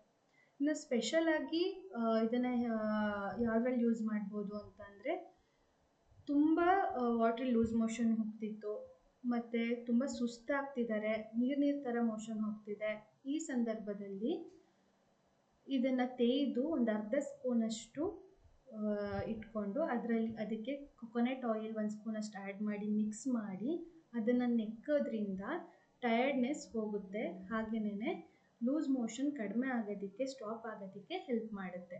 ಬಟ್ ಇದು ಆ ಸಮಯಕ್ಕೆ ತಗೊಂಡು ಕಡಿಮೆ ಆಗಿಲ್ಲ ಅಂತ ಹೇಳ್ದ ಅಂತಂದರೆ ಮತ್ತೆ ಡಾಕ್ಟರ್ ಹತ್ರ ತೋರಿಸಿ ಕನ್ಸಲ್ಟ್ ಮಾಡಬೇಕಾಗತ್ತೆ. ಇನ್ನು ಮಕ್ಕಳುಗಳಲ್ಲಿ ಕೋಲ್ಡ್ ಶೀತ ಆಗ್ತಿರುತ್ತೆ ಹೆಚ್ಚಾಗಿ, ಆ ಸಮಯದಲ್ಲಿ ಇದ್ರದ್ದು ತೆಗೆದು ಒಂದು 4-5 ರೌಂಡಷ್ಟು ತೆಗೆದು ಅದನ್ನು ಹನಿ ಜೊತೆ ಮಿಕ್ಸ್ ಮಾಡಿ ಕೊಡೋದ್ರಿಂದ ಪದೇ ಪದೇ ಕೋಲ್ಡ್ ಆಗೋದು, ಕಾಫ್ ಆಗೋದು ಆಗೋದಿಲ್ಲ. ನೆಕ್ಸ್ಟ್ ಸ್ಪೈಸ್ ಬಂದು ನಾವು ಯೂಸ್ ಮಾಡುವಂಥದ್ದು ಲವಂಗ ಹೆಚ್ಚಾಗಿ ನಾವು ಯೂಸ್ ಮಾಡಬಹುದಂತಾದ ಕಂಡೀಷನ್ ಯಾವುದು ಅಂದರೆ ಹಲ್ಲು ನೋವಲ್ಲಿ ಲವಂಗವನ್ನು ಎಲ್ಲಿ ನೋವಿರುತ್ತೆ ಆ ಟೂತ್ ಮೇಲೆ ಇಟ್ಕೊಳ್ಳೋದ್ರಿಂದ, ಅಥವಾ ಲವಂಗದ ಎಣ್ಣೆ ಒಂದು ನಾವೇ ಪ್ರಿಪೇರ್ ಮಾಡ್ಕೋಬಹುದು, ಅಥವಾ ಲವಂಗದ ಎಣ್ಣೆ ಸಿಗೋದನ್ನು ತಗೊಂಡು ಕಾಟನಲ್ಲಿ ಡಿಪ್ ಮಾಡಿ ಆ ಪ್ಲೇಸಲ್ಲಿ ಇಟ್ಕೊಳ್ಳೋದ್ರಿಂದ ಪೇಯ್ನು ಬೇಗ ರಿಲೀಫ್ ಆಗುತ್ತೆ. ಇನ್ನು ಆಯಿಲ್, ನಾನು ಮುಂಚೆ ಸಿನಮಮ್ಗೆ ಆಯಿಲ್ ಹೇಳಿರೋ ಥರ ಬೆಚ್ಚಗಿರೋ ಎಣ್ಣೆಗೆ ಇದನ್ನು ಪೌಡ್ರ್ ಹಾಕಿ ಲಿಡ್ ಮುಚ್ಚಿ ಆಮೇಲೆ ಯೂಸ್ ಮಾಡ್ಕೊಳ್ಳುವಂಥ ಸೇಮ್ ಅದೇ ಪ್ರೊಸೀಜರಲ್ಲಿ ಇದನ್ನು ಕೂಡ ಯೂಸ್ ಮಾಡ್ಬೋದು. ಜಾಯಿಂಟ್ ಪೇಯ್ನ್ ಎಲ್ಲ ಇದ್ದಾಗ ಅದನ್ನು ಹಚ್ಚಿದ ಅಂತಂದರೆ ಕಡಿಮೆ ಆಗೋದಕ್ಕೆ ಹೆಲ್ಪ್ ಆಗುತ್ತೆ. ಇದೆಲ್ಲವೂ ಕೂಡ ನಾವು ಸಾಮಾನ್ಯವಾಗಿ ಯೂಸ್ ಮಾಡುವಂತಹ ಮಸಾಲೆಗಳನ್ನ ನೋಡಿದ್ವಿ. ಅಂದರೆ ಸಾಮಾನ್ಯವಾಗಿ ಇದೆಲ್ಲ ಯೂಸ್ ಮಾಡ್ತೀವಿ, ನಾವು ಅಡುಗೆಯಲ್ಲಂತೂ ಬಳಸ್ತಾನೆ ಇರ್ತೀವಿ. ಬಟ್ ಅದರ್ ದೆನ್ ದಟ್ ನಾವು ಹೇಗೆ ಅದನ್ನು ಹೋಮ್ ರೆಮಿಡಿಯಾಗಿ ಮಾಡ್ಕೋಬಹುದು ಸಣ್ಣ ಪುಟ್ಟದಾಗಿ ಅಂತ ಅಂದ್ಬಿಟ್ಟು ನೋಡಿದ್ವಿ.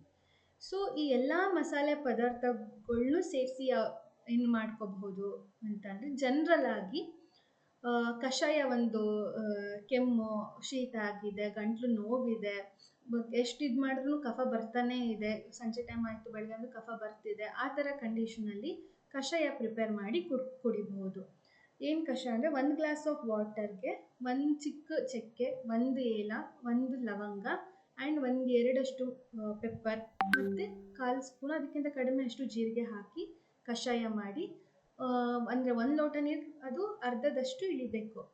ಅದನ್ನು ತಗೊಳ್ಳೋದ್ರಿಂದ ಅದಕ್ಕೊಂದು 2 to 3 ಸ್ಪೂನ್ಸ್ ಆಫ್ ಜಾಗ್ರಿ ಹಾಕಿ ಬೆಲ್ಲ ಹಾಕಿ ತಗೊಳ್ಳೋದ್ರಿಂದ ಈ ಸಿಂಪ್ಟಮ್ಸ್ಗಳು ಕಡಿಮೆ ಆಗೋದಕ್ಕೆ ಹೆಲ್ಪ್ ಆಗುತ್ತೆ. ಬಟ್ ಒಂದು ಕಂಡೀಷನ್ ಏನಂತಂದರೆ, ಆಗ ಸಿಂಪ್ಟಮ್ ಬಂದಾಗ ತಗೊಳ್ಳೋದು ಹೆಲ್ಪ್ ಆಗುತ್ತೆ. ಬಟ್ ಇದು ಒಳ್ಳೆಯದು ಅಂತ ಹೇಳಿ ಮುಂಚೆ ಡಾಕ್ಟರ್ ಹೇಳಿದ್ರು ಏನಾಯಿತು ಅಂತ ಹೇಳಿ, ಹಾಗೆ ಡೈಲಿ ಕನ್ಸ್ಯೂಮ್ ಮಾಡೋದ್ರಿಂದ ಪಿತ್ತ ಹೆಚ್ಚಾಗುತ್ತೆ, ಅಸಿಡಿಟಿನ ಕಾಸ್ ಮಾಡುತ್ತೆ. ಇನ್ನು ಯಾರಿಗೆ ಅಭ್ಯಂಗ ಈಗ ಮುಂದೆ ಹಿಂದಿನ ಸೆಷನಲ್ಲಿ ಹೇಳಿದ್ದೀವಿ, ನೀವೆಲ್ಲ ಅಭ್ಯಂಗ ಮಾಡ್ತಿದ್ದೀರಾ ಅಂತ ಅಂದ್ಕೊಂಡಿದ್ದೀನಿ. ಸೊ ಇವಾಗ ಯಾರಿಗೆ ಅಭ್ಯಂಗ ಮಾಮೂಲಿ ಆಯಿಲಲ್ಲಿ ಯೂಸ್ ಮಾಡ್ತಿದ್ದೀರಾ, ಈಗ ಆಯಿಲ್ ಚೆನ್ನಾಗಿರೋ ಘಮ ಘಮ ಅಂತ ಬರ್ತಿರೋ, ಇವಾಗ ಶ್ಯಾಂಪು ಯೂಸ್ ಮಾಡ್ತೀವಿ ಘಮ ಘಮ ಅಂತ ಬರ್ತಿರೋ ಶ್ಯಾಂಪು ಯೂಸ್ ಮಾಡಬೇಕಂತ, ಆಯಿಲು ಕೂಡ ಫ್ರಾಗ್ನೆನ್ಸ್ ಆಯಿಲ್ ಯೂಸ್ ಮಾಡಬೇಕು ಅಂದರೆ ಇಲ್ಲಿದೆ ಒಂದು ರೆಸಿಪಿ. ಈ ಸ್ಪೈಸಸ್ ಇರುವಂಥದ್ದನ್ನು ಯೂಸ್ ಮಾಡಿ ನಾವು ಹರ್ಬಲ್ ಆಯಿಲ್ನ ಪ್ರಿಪೇರ್ ಮಾಡ್ಕೋಬಹುದು.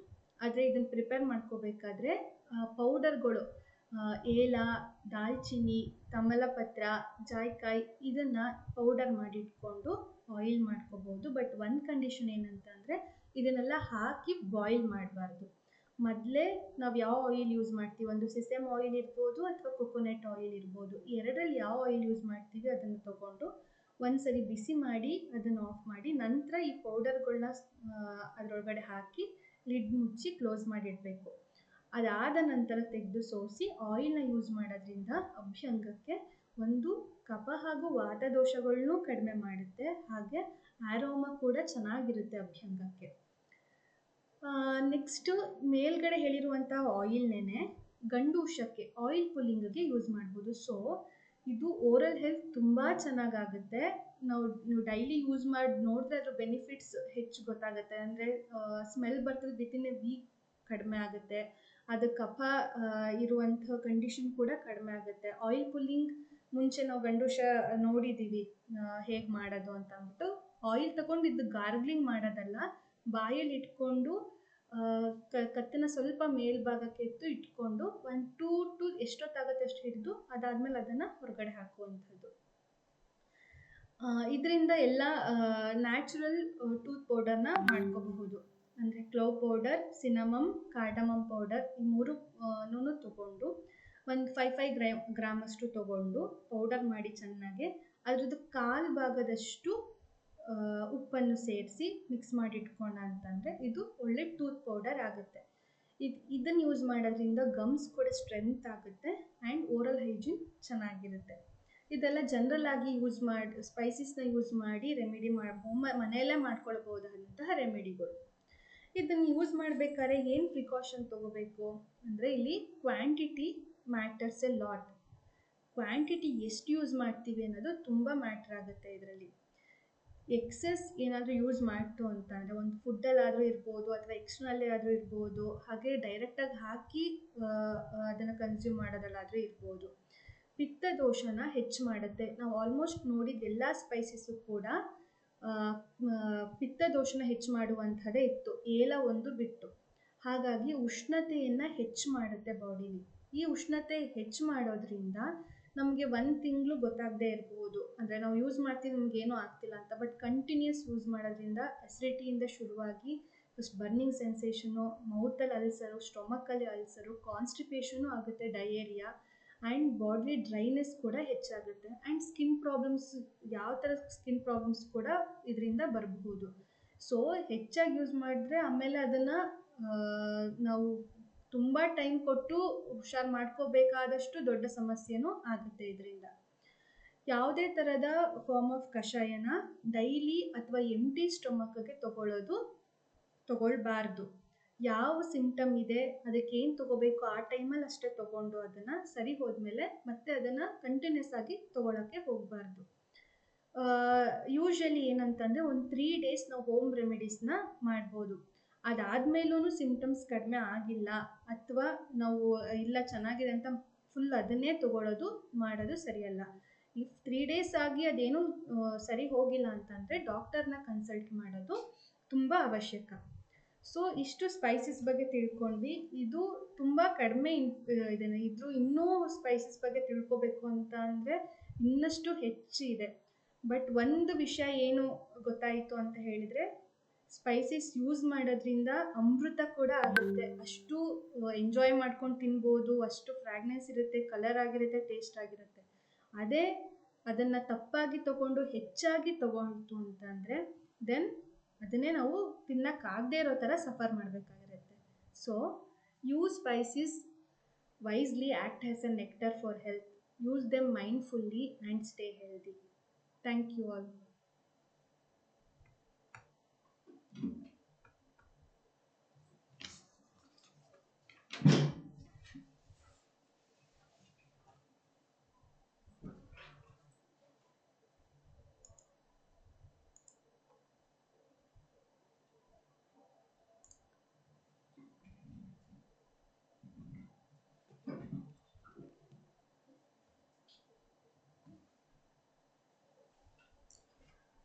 Thank you, Dr. Kirti.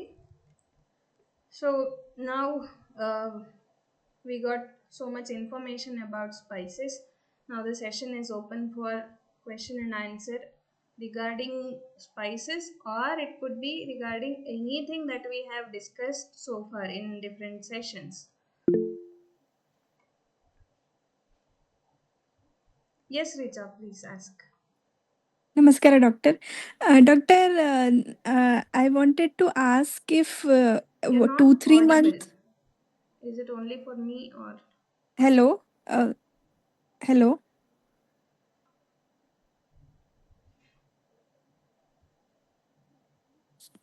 Hello, doctor. We can hear her. Okay. Doctor Is Deepika, Richa can you audible hear me? for you all?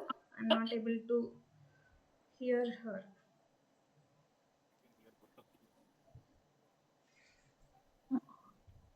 And Dr. Deepika, we are able to hear her. Okay, please check your connections again. Until then, I will take others' question. Lakshmi, please ask your question. Unmute yourself and ask your question.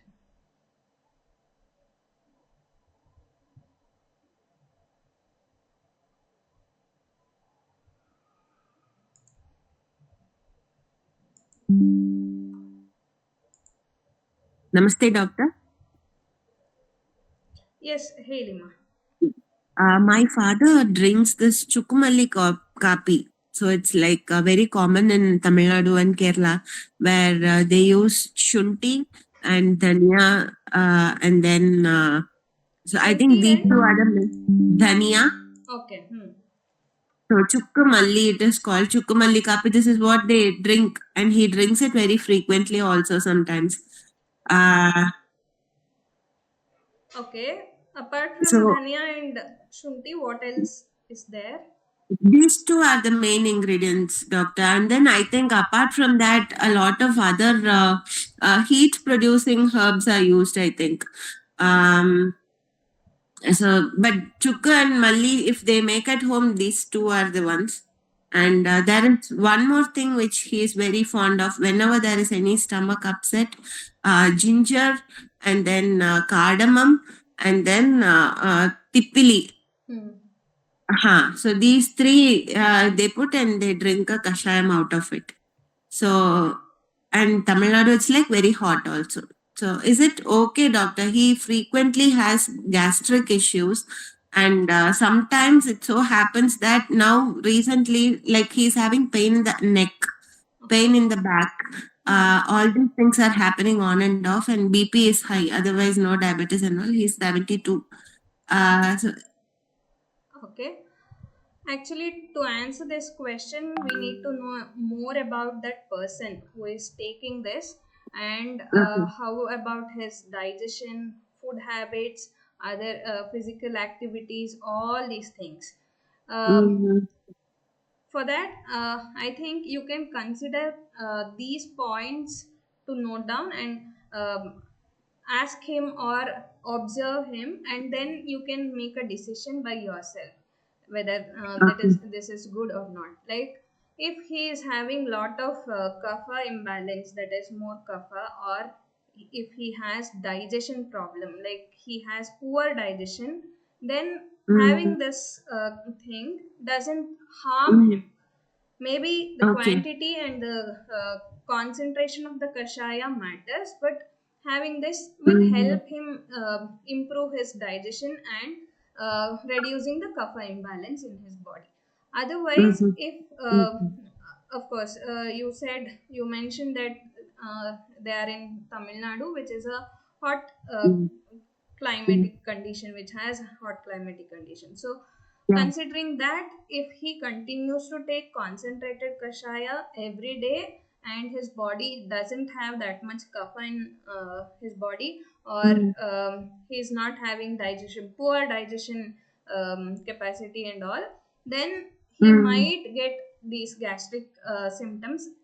Among gastric symptoms or problems have varied symptoms, like we Mhm. call in general as gastric symptoms for everything. Mhm. Even if we get sour belching or burps or bloating, or if we are not able to digest the food properly, all these things are commonly considered as gastric problems.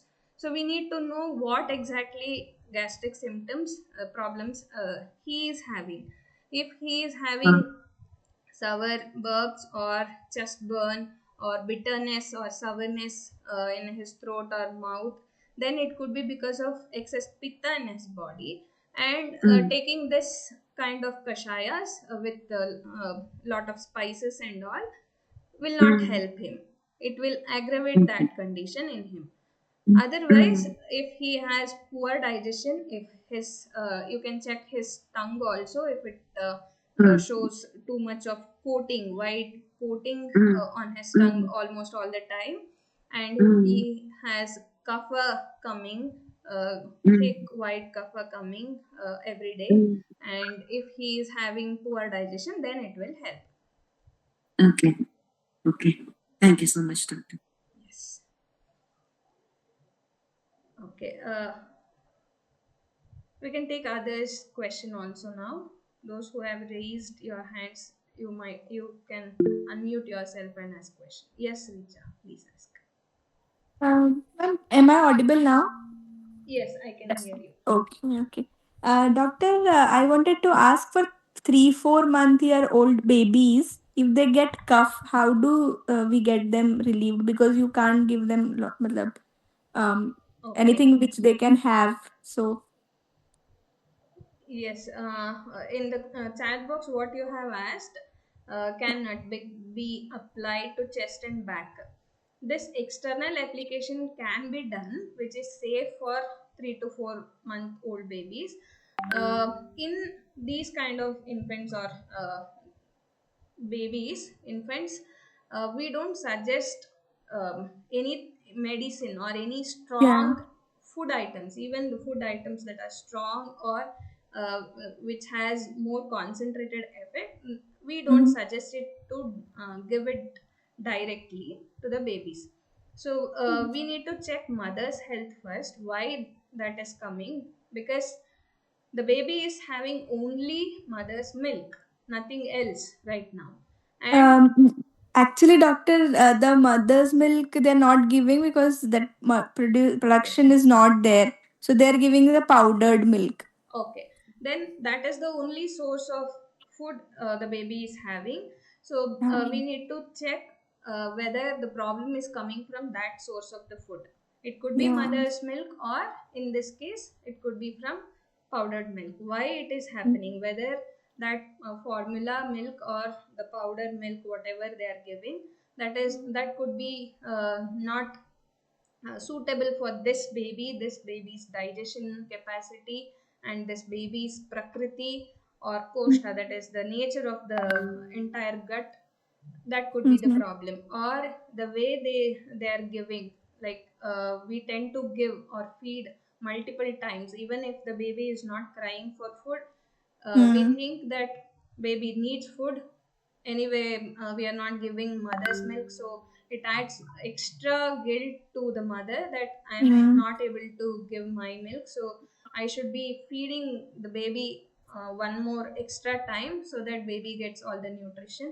So in that Mhm. case, baby might get indigestion also, and because of indigestion, kapha can get accumulated easily, especially in babies. So that could be the cause. So first Mm. we have to attend that cause, the root of the problem, and then if that continues or whatever kapha has already accumulated, for that we need to address in different ways, like giving samskara, or the processing the milk that they are giving. Instead of giving them Mhm. raw milk, we can use these samskaras, like using the processed water with Mhm. herbs that are safe for children also, I mean infants also, uh, mixing that with powder, and then they can give, or Mm. what you said, applying external application in Mm. mild form can help in that case also. Okay. Okay. Thank you, doctor.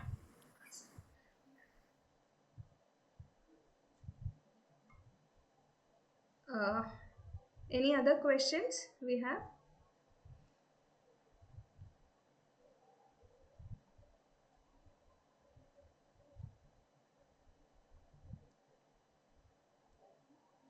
Okay. Yes, Lakshmi or Keli.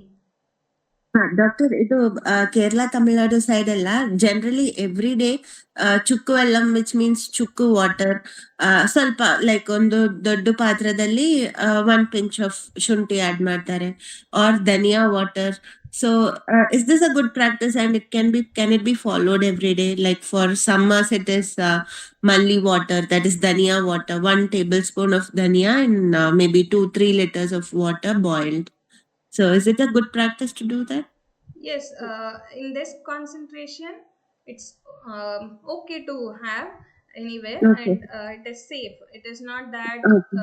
bad, unless you are increasing the quantity of the spices or these Mm-hmm. ingredients, the Okay. concentration of these ingredients, and Mm-hmm. you have to choose the thing wisely. Like you told, in summer it is mali coffee, that water, Yeah. that is Yeah. dhania water.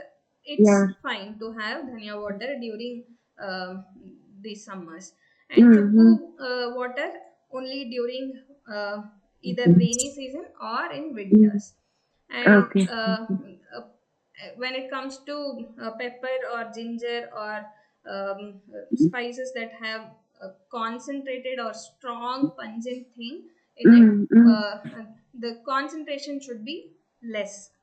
We That should be is okay. mindful about the concentration. And Mm-hmm. why Kerala people, all people have this habit of taking these kind of processed water? They use multiple ingredients, like some they Mm-hmm. use I don't know the Malayalam name.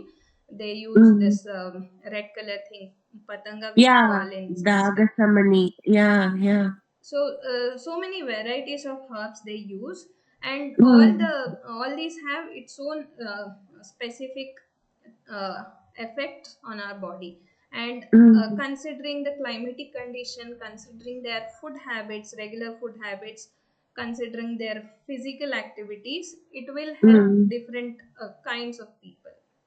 Okay. Okay. So it is not like one-stop solution. So we are not supposed to use that pink bark and all, doctor? It can be used. It is most helpful in those who have this one diabetic condition, who is Oh. having lot of fat or problem with their cholesterol or obesity, or they have problem with this PCOD kind of issues. When Okay. these are the things, it helps a lot. And it Oh. is not that contraindicated thing to use. We Okay. all can use in limited quantities. Okay. Okay. They put Okay. only this much in large quantity of water, so that much Yeah. uh, Mm-hmm. anybody can have. Okay. Okay. Thank you, doctor. Doctor, I also heard that taking that red color water, it will purify the blood. Is it true? Yes, there are two kinds of thing they use. One is khadira, we call it in Sanskrit. I don't know the Malayalam name. That is more helpful in case of diabetes and PCOD, what I talked now. Another one is patanga, we call that the red bark kind of thing. That is helpful most probably in women who has health this menstruation issues, and also those who are conscious about their skin, their blood, this thing impurities that is related to blood, skin issues like acne, pimples, scars, all these things. In those cases this will help. We call padmaka in Sanskrit.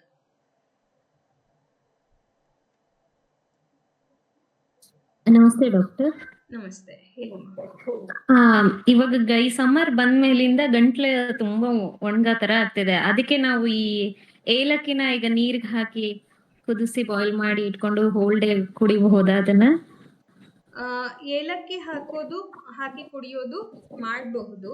But ಏಲಕ್ಕಿ ಹಾಕೋದರ ಉದ್ದೇಶ ಏನಿದೆಯಲ್ಲ, ಅದು ನೀವು body ಅಂದ್ರೆ dry ಆಗತ್ತೆ ಅದಕ್ಕೆ ಕುಡಿಯೋದು, ಅಥವಾ ತಂಪು ಮಾಡೋದಕ್ಕೆ ಅಂತ ಅನ್ಕೊಂಡಿದ್ರೆ ಅದು wrong concept.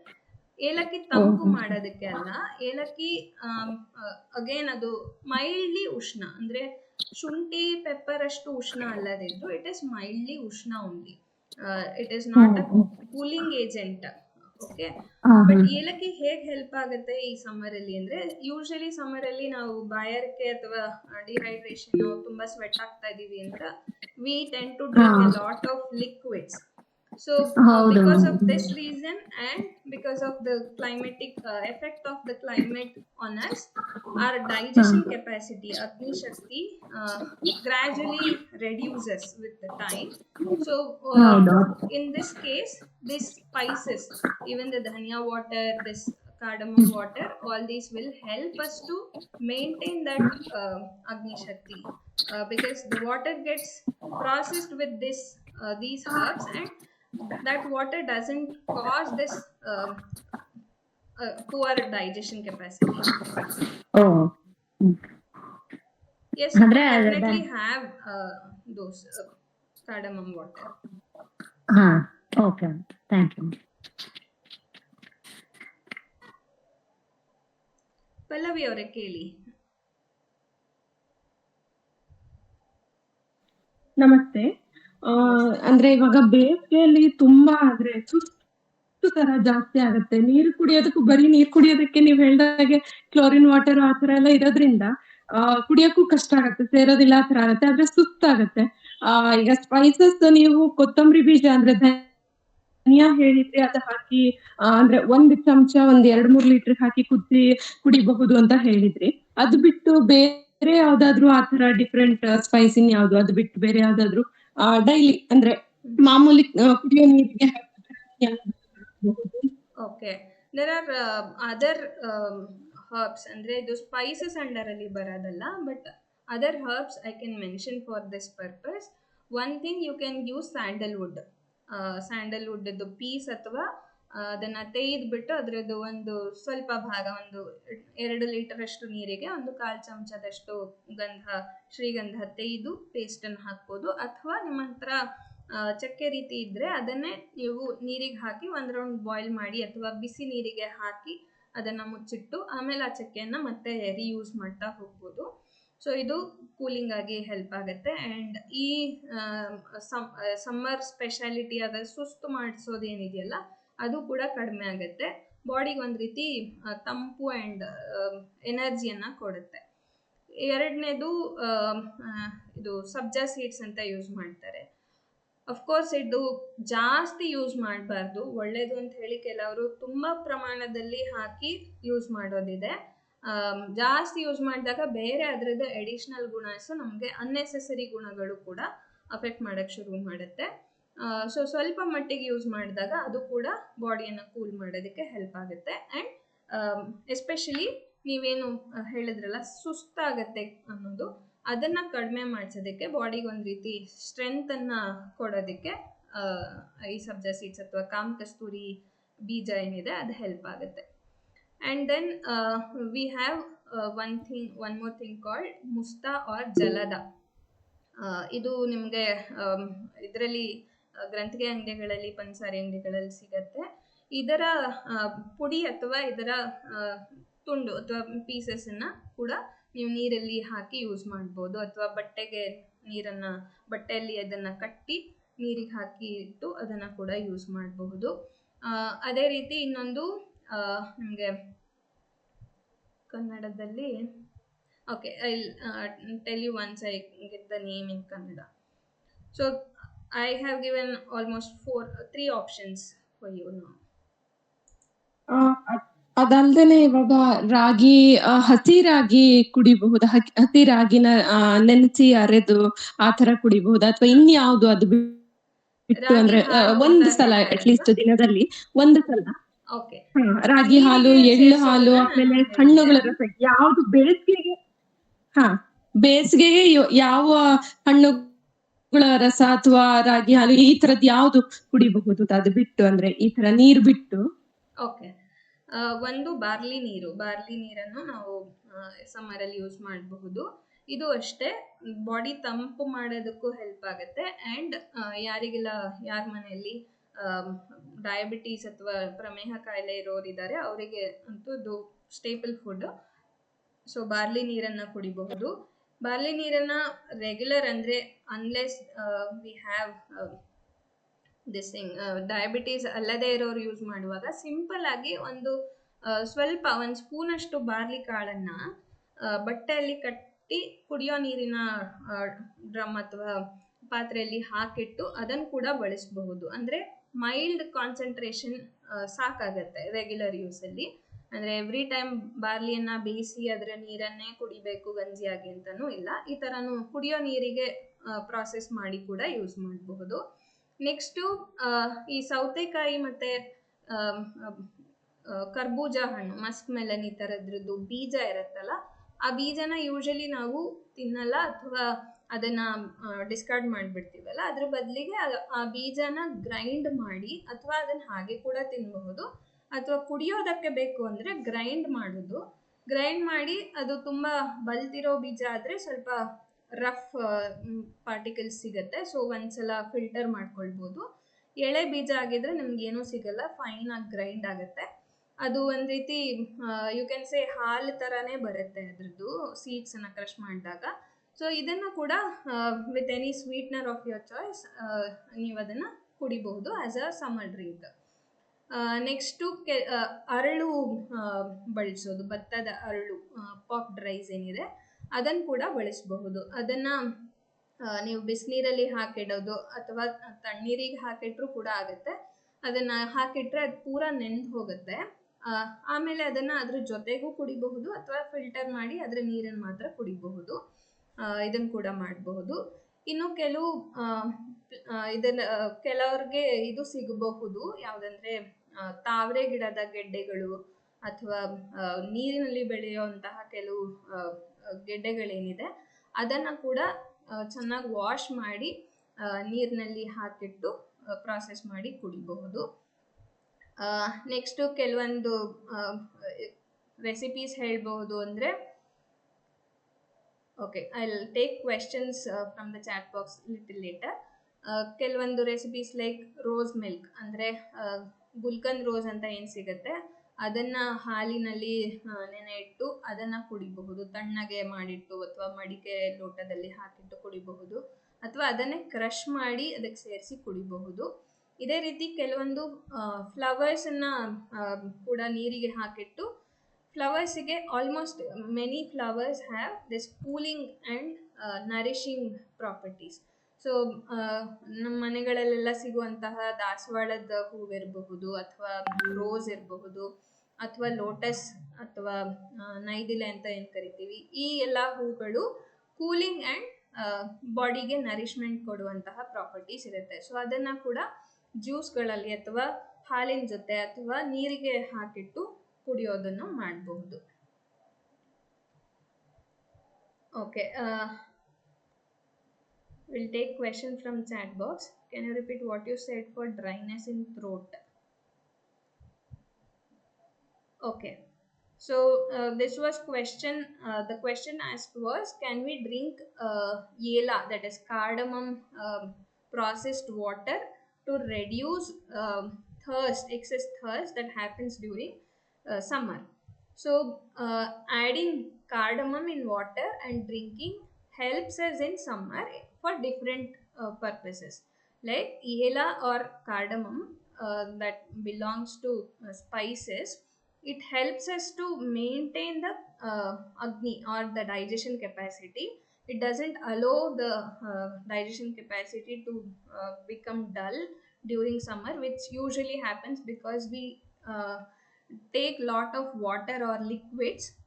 So thus that does not happen when we process the water with such spices like cardamom or even coriander seeds or some other spices like what I said, musta, or even the sandalwood I said. So you can use that. So once your body is cooled down, then the dryness or the craving for liquid thing in your throat or in your entire body reduces. So you can use those things. Apart from that, if you have more dryness in throat and nose and all, especially in summers, then it could be because of less consumption of good fat in your regular diet. It could be also that problem.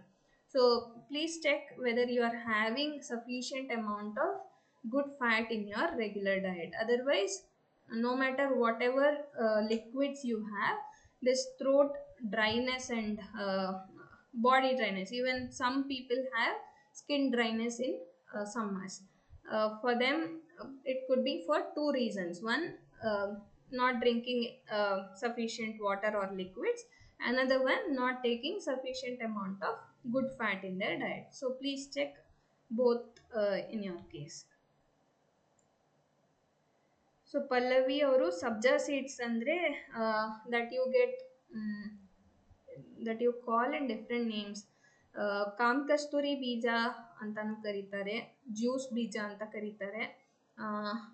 If you just Google it, you can see the picture. You might have seen that, used it, but maybe you might call it in different name. So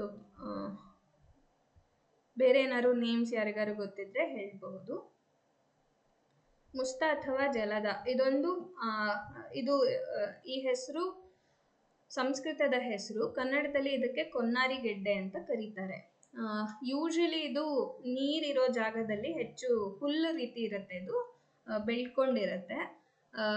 ನೀವು ಮನೆಯಲ್ಲಿ gardening ಮಾಡ್ತಾ ಇದ್ರೆ ಎಲ್ಲಿ ನೀರು ಜಾಸ್ತಿ ಇರುತ್ತೆ ಅಲ್ಲೂ ಕೆಲವೊಂದು ಸಂದರ್ಭದಲ್ಲಿ ಕಾಣಿಸ್ಕೊಳ್ಳುತ್ತೆ. ಅದ್ರದ್ದು ರೂಟಲ್ಲಿ ಒಂದು ಬಲ್ಬ್ ರೀತಿ ಇರುತ್ತೆ, ಸಣ್ಣ ಸಣ್ಣ ಬಲ್ಬ್ಸ್ ತರಹ, ವಿಚ್ ಇಸ್ ವೆರಿ ಹಾರ್ಡ್. ಅದನ್ನು ನಾವು ಮುಸ್ತ ಅಥವಾ ಜಲದ ಅಂತ ಕರಿತೀವಿ. ಕನ್ನಡದಲ್ಲಿ ಕೊನ್ನಾರಿ ಗೆಡ್ಡೆ ಅಂತ ಕರಿತೀವಿ. ಇದು ನಿಮಗೆ ಈಸಿಲಿ ಪಂಚಾರಿ ಅಂಗಡಿಗಳಲ್ಲಿ, ಗ್ರಂಥಿಗೆ ಅಂಗಡಿಗಳಲ್ಲಿ ಅಥವಾ ಈಗ ಆನ್ಲೈನಲ್ಲಿ ಕೂಡ ಸಿಗುತ್ತೆ. ಇದು ತಂಪು ಮಾಡಿಸುತ್ತೆ. At the same time it keeps our health, like digestion health, ಅಗ್ನಿಯನ್ನು ಮೇಂಟೈನ್ ಮಾಡೋದಕ್ಕೆ, ಅದನ್ನು ಡೈಜೆಸ್ಟಿವ್ ಫೈರನ್ನು ಮೇಂಟೈನ್ ಮಾಡೋದಕ್ಕೆ ಹೆಲ್ಪ್ ಮಾಡುತ್ತೆ. Also we use this extensively in fever and such related digestive related issues. So ಇದನ್ನು ಎಲ್ಲರೂ ಕೂಡ ಯೂಸ್ ಮಾಡಬಹುದು ಸಮ್ಮರಲ್ಲಿ ಕೂಡ. Yes, it is called basil seeds. Sabja seeds are basil seeds. ಎಷ್ಟು ಬಾರ್ಲಿಯನ್ನು ಬೆಳೆಸಬಹುದು? ಬೇಯಿಸಿ ಅದರ ನೀರನ್ನು ಕುಡಿಯುವುದು. Okay, so barley is something that you can have like a food also. ಅಂದರೆ ನಿಮಗೆ ಅಭ್ಯಾಸ ಇದೆ ಅಂದರೆ ಒಂದು ಹೊತ್ತು, ದಿನಕ್ಕೆ ಒಂದು ಹೊತ್ತು ರೈಸ್ ಬದಲು ಬಾರ್ಲಿದೆ ಅನ್ನ ತರಹ ಮಾಡಿ ತಗೊಳ್ಬಹುದು, ಬಾರ್ಲಿ ಗಂಜಿ ತಗೊಳ್ಬಹುದು, ಈ ರೀತಿ ತಗೊಳ್ಬೋದು. ಅಥವಾ ಬಾರ್ಲಿಯನ್ನು ಬೇಯಿಸಿ ಅದರದ್ದು ಬೇರೆ ಬೇರೆ ರೆಸಿಪಿಗಳು, ಕಿಚಡಿ ತರಹ ಎಷ್ಟೊಂದು ವೆರೈಟೀಸಲ್ಲಿ ಮಾಡಿ ಬಳಸಬಹುದು. ನೀರಲ್ಲಿ ಬಳಸೋದಿತ್ತು ಅಂದರೆ ಒಂದು ನಿಮ್ಮ ಮನೆಯಲ್ಲಿ ಯಾರಾದರೂ ಪ್ರಮೇಹ ಇರೋರು ಅಂದರೆ ಮಧುಮೇಹ ಕಾಯಿಲೆ ಇರೋರಿದ್ರೆ ಅವರಿಗೆ ನಾವು ಬಾರ್ಲಿ ಬೇಯಿಸಿದಾಗ ಏನು ಎಕ್ಸೆಸ್ ನೀರಿರುತ್ತಲ್ಲ ಅದನ್ನು ಕುಡಿಯೋಕ್ಕೆ ಹೇಳ್ತೀವಿ, because it is concentrated barley water. But body ನಮ್ಮ ಮನೇಲಿ ಯಾರೂ ಹಾಗೆ ಇಲ್ಲ, ನನಗೆ ಶುಗರ್ ತೊಂದರೆ ಇಲ್ಲ, ಒಬೆಸಿಟಿ ಇಲ್ಲ, ಇದ್ಯಾವುದೂ ಇಲ್ಲ. ಜಸ್ಟ್ ಬಾಡಿ ಕೂಲ್ ಮಾಡ್ಕೊಳ್ಳೋದಕ್ಕೆ ಸಮ್ಮರಲ್ಲಿ ಒಂದೊಂದು ದಿನ ಒಂದೊಂದು ಬಳಸೋದಕ್ಕೆ ಆಪ್ಷನ್ಸ್ ಆಗಿ ಬೇಕು ಅಂದಾಗ you can just add 1 teaspoon of barley. You can take 1 teaspoon of barley seeds in some cotton cloth and tie it and then put it in the drinking water vessel. ಅದಕ್ಕೆ ಹಾಕಿಟ್ಟು ಅದು ಸ್ವಲ್ಪ ಹೊತ್ತಾದಮೇಲೆ ಅದರದ್ದು ಅಂಶ ಎಲ್ಲ ನೀರಿಗೆ ಬರೋಕ್ಕೆ ಶುರುವಾಗುತ್ತೆ. ಆ ನೀರನ್ನು ಹಾಗೆ ಯೂಸ್ ಮಾಡಬಹುದು. ಅಥವಾ ನೀವು ನೀರನ್ನು ಕುದಿಸಿ ಆರಿಸಿ ಯೂಸ್ ಮಾಡ್ತೀರಾ ಅಂದರೆ ಕುದಿಸುವಾಗಲೇ ಒಂದು 8-10 ಬಾರ್ಲಿ ಸೀಡ್ಸ್ ಬೀಜನ ಹಾಕಿಟ್ಟು ಅದು ಕುದ್ದಾದ್ಮೇಲೆ ಫಿಲ್ಟರ್ ಮಾಡಿ ಯೂಸ್ ಮಾಡಬಹುದು.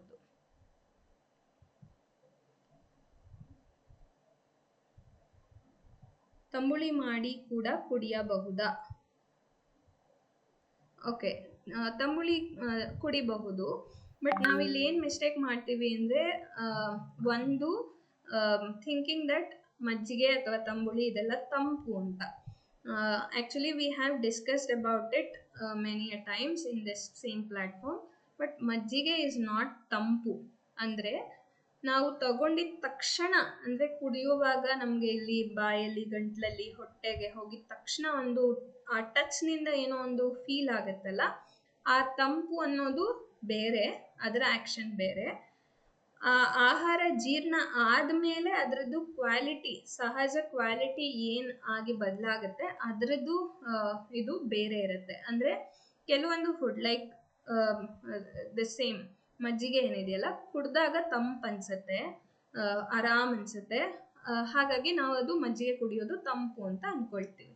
ಬಟ್ ಅದು ಡೈಜೆಷನ್ ಆದಮೇಲೆ ಅದು ತಂಪಾಗಿಯೇ ಇರಲ್ಲ, ಅದು ಉಷ್ಣವಾಗಿ ಕನ್ವರ್ಟ್ ಆಗುತ್ತೆ ಅಥವಾ ಉಷ್ಣಾಂಶತೆಯನ್ನು ಹೆಚ್ಚು ಪ್ರೊಡ್ಯೂಸ್ ಮಾಡುತ್ತೆ. So it is not cooling after it gets digested. Once we drink we feel it is the touch of that ದ್ರವ್ಯ feels cooling, but after digestion it doesn't cool our body. ಹಾಗಂತ ಮಜ್ಜಿಗೆ ಕುಡಿಬಾರ್ದು ಅಂತ ಅಲ್ಲ, ಕುಡಿಬಹುದು. But ತಂಪು ಅಂತ ಅಂದ್ಕೊಂಡು ಜಾಸ್ತಿ ಕುಡಿಯೋದಿದ್ರೆ ಅದು ಸಮ್ಮರಲ್ಲಿ ಅದು ಮಿಸ್ಟೇಕ್ ಆಗುತ್ತೆ. ಸೊ ಏನಾಗುತ್ತೆ ಅಂತಂದರೆ, ಒಂದು ತಂಪಲ್ಲ, ಅದು ಉಷ್ಣ. ಹಾಗಾಗಿ ಜಾಸ್ತಿ ಕುಡಿದಾಗ ಉಷ್ಣ ಇನ್ನೂ ಜಾಸ್ತಿ ಆಗುತ್ತೆ. So the purpose of drinking ಮಜ್ಜಿಗೆ, ಲಾಟ್ ಆಫ್ ಮಜ್ಜಿಗೆ ವಿಲ್ ನಾಟ್ ಸರ್ವ್.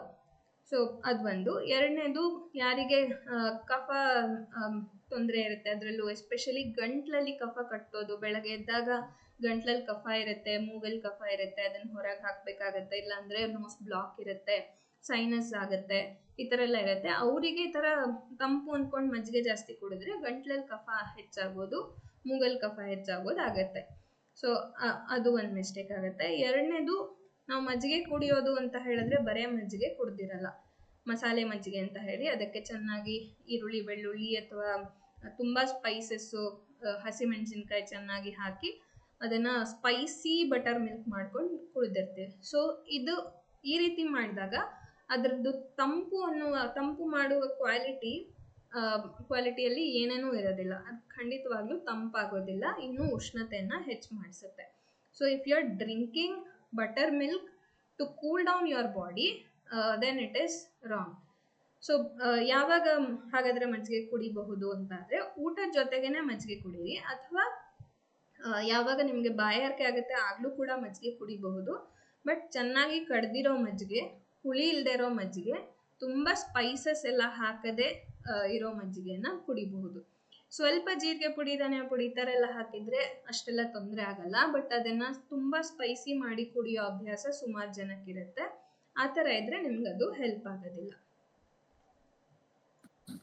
ಮಜ್ಜಿಗೆಗೆ ಈಗ ಶುಂಠಿ ಮತ್ತೆ ಬೆಳ್ಳುಳ್ಳಿ ಹಾಕಿ ಮಾಡೋದು ಅದು ಓಕೆನಾ?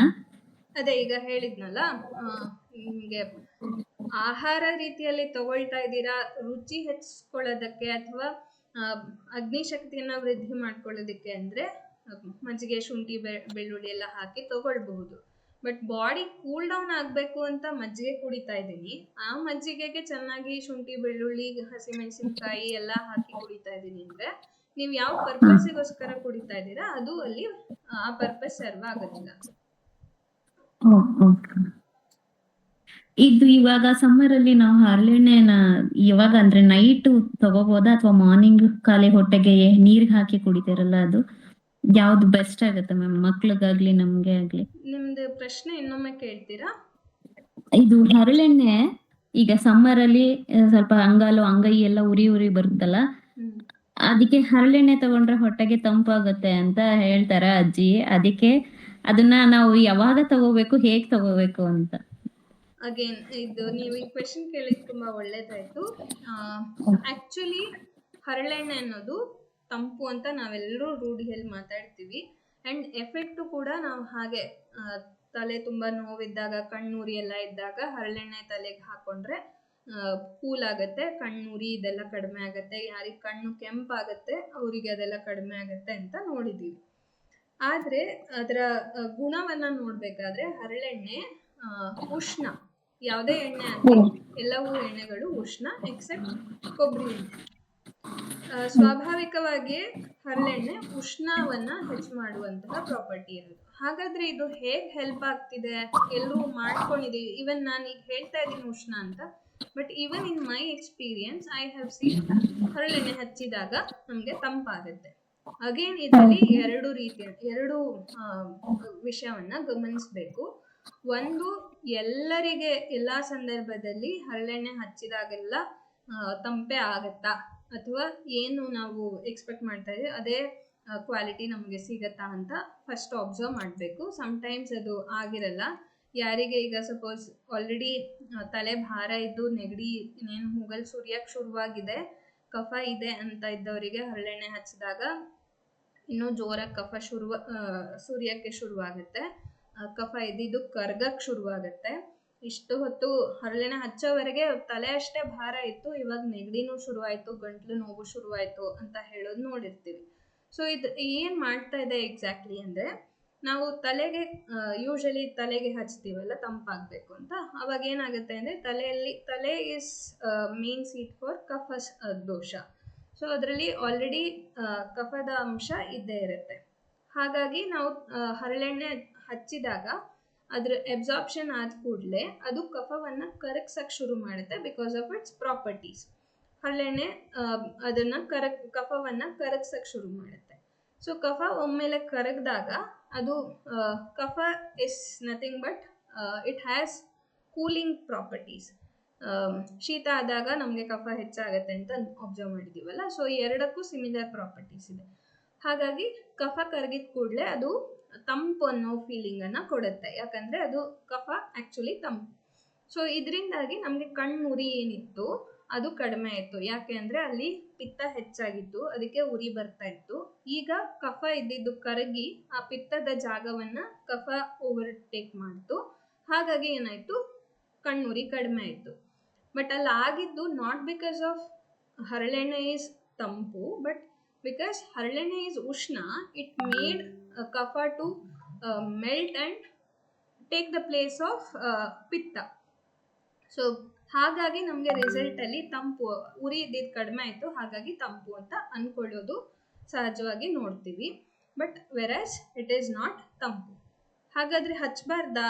ಉಷ್ಣ ಅಂದರೆ ಹಚ್ಚಬಾರ್ದಾ ಅಂದರೆ ಯಾವ ಕಂಡೀಷನಲ್ಲಿ ಹಚ್ಚಬಾರ್ದು ಅಂದರೆ, ಕರಗೋದಕ್ಕೆ ಕಫನೇ ಇಲ್ಲ. ಎಷ್ಟೋ ಜನಕ್ಕೆ ಪಿತ್ತ ತುಂಬ ಹೆಚ್ಚಾಗಿರುತ್ತೆ ಅಥವಾ ತುಂಬ ಅಜೀರ್ಣ ತರಹ ಆಗಿರುತ್ತೆ. ಅಂಥವರಲ್ಲಿ ಕಣ್ಣುರಿನೂ ಬರಬಹುದು, ತಲೆನೋವು ಬರಬಹುದು, ಉಷ್ಣದಿಂದ ತಲೆನೋವು ಬರ್ತಿದೆ ಅಂತ ಇರುತ್ತೆ. ಹಾಗಿದ್ದಾಗ ಹರಳೆಣ್ಣೆ ಹಚ್ಚಿದ್ರೆ ಯೂಸ್ ಆಗಲ್ಲ.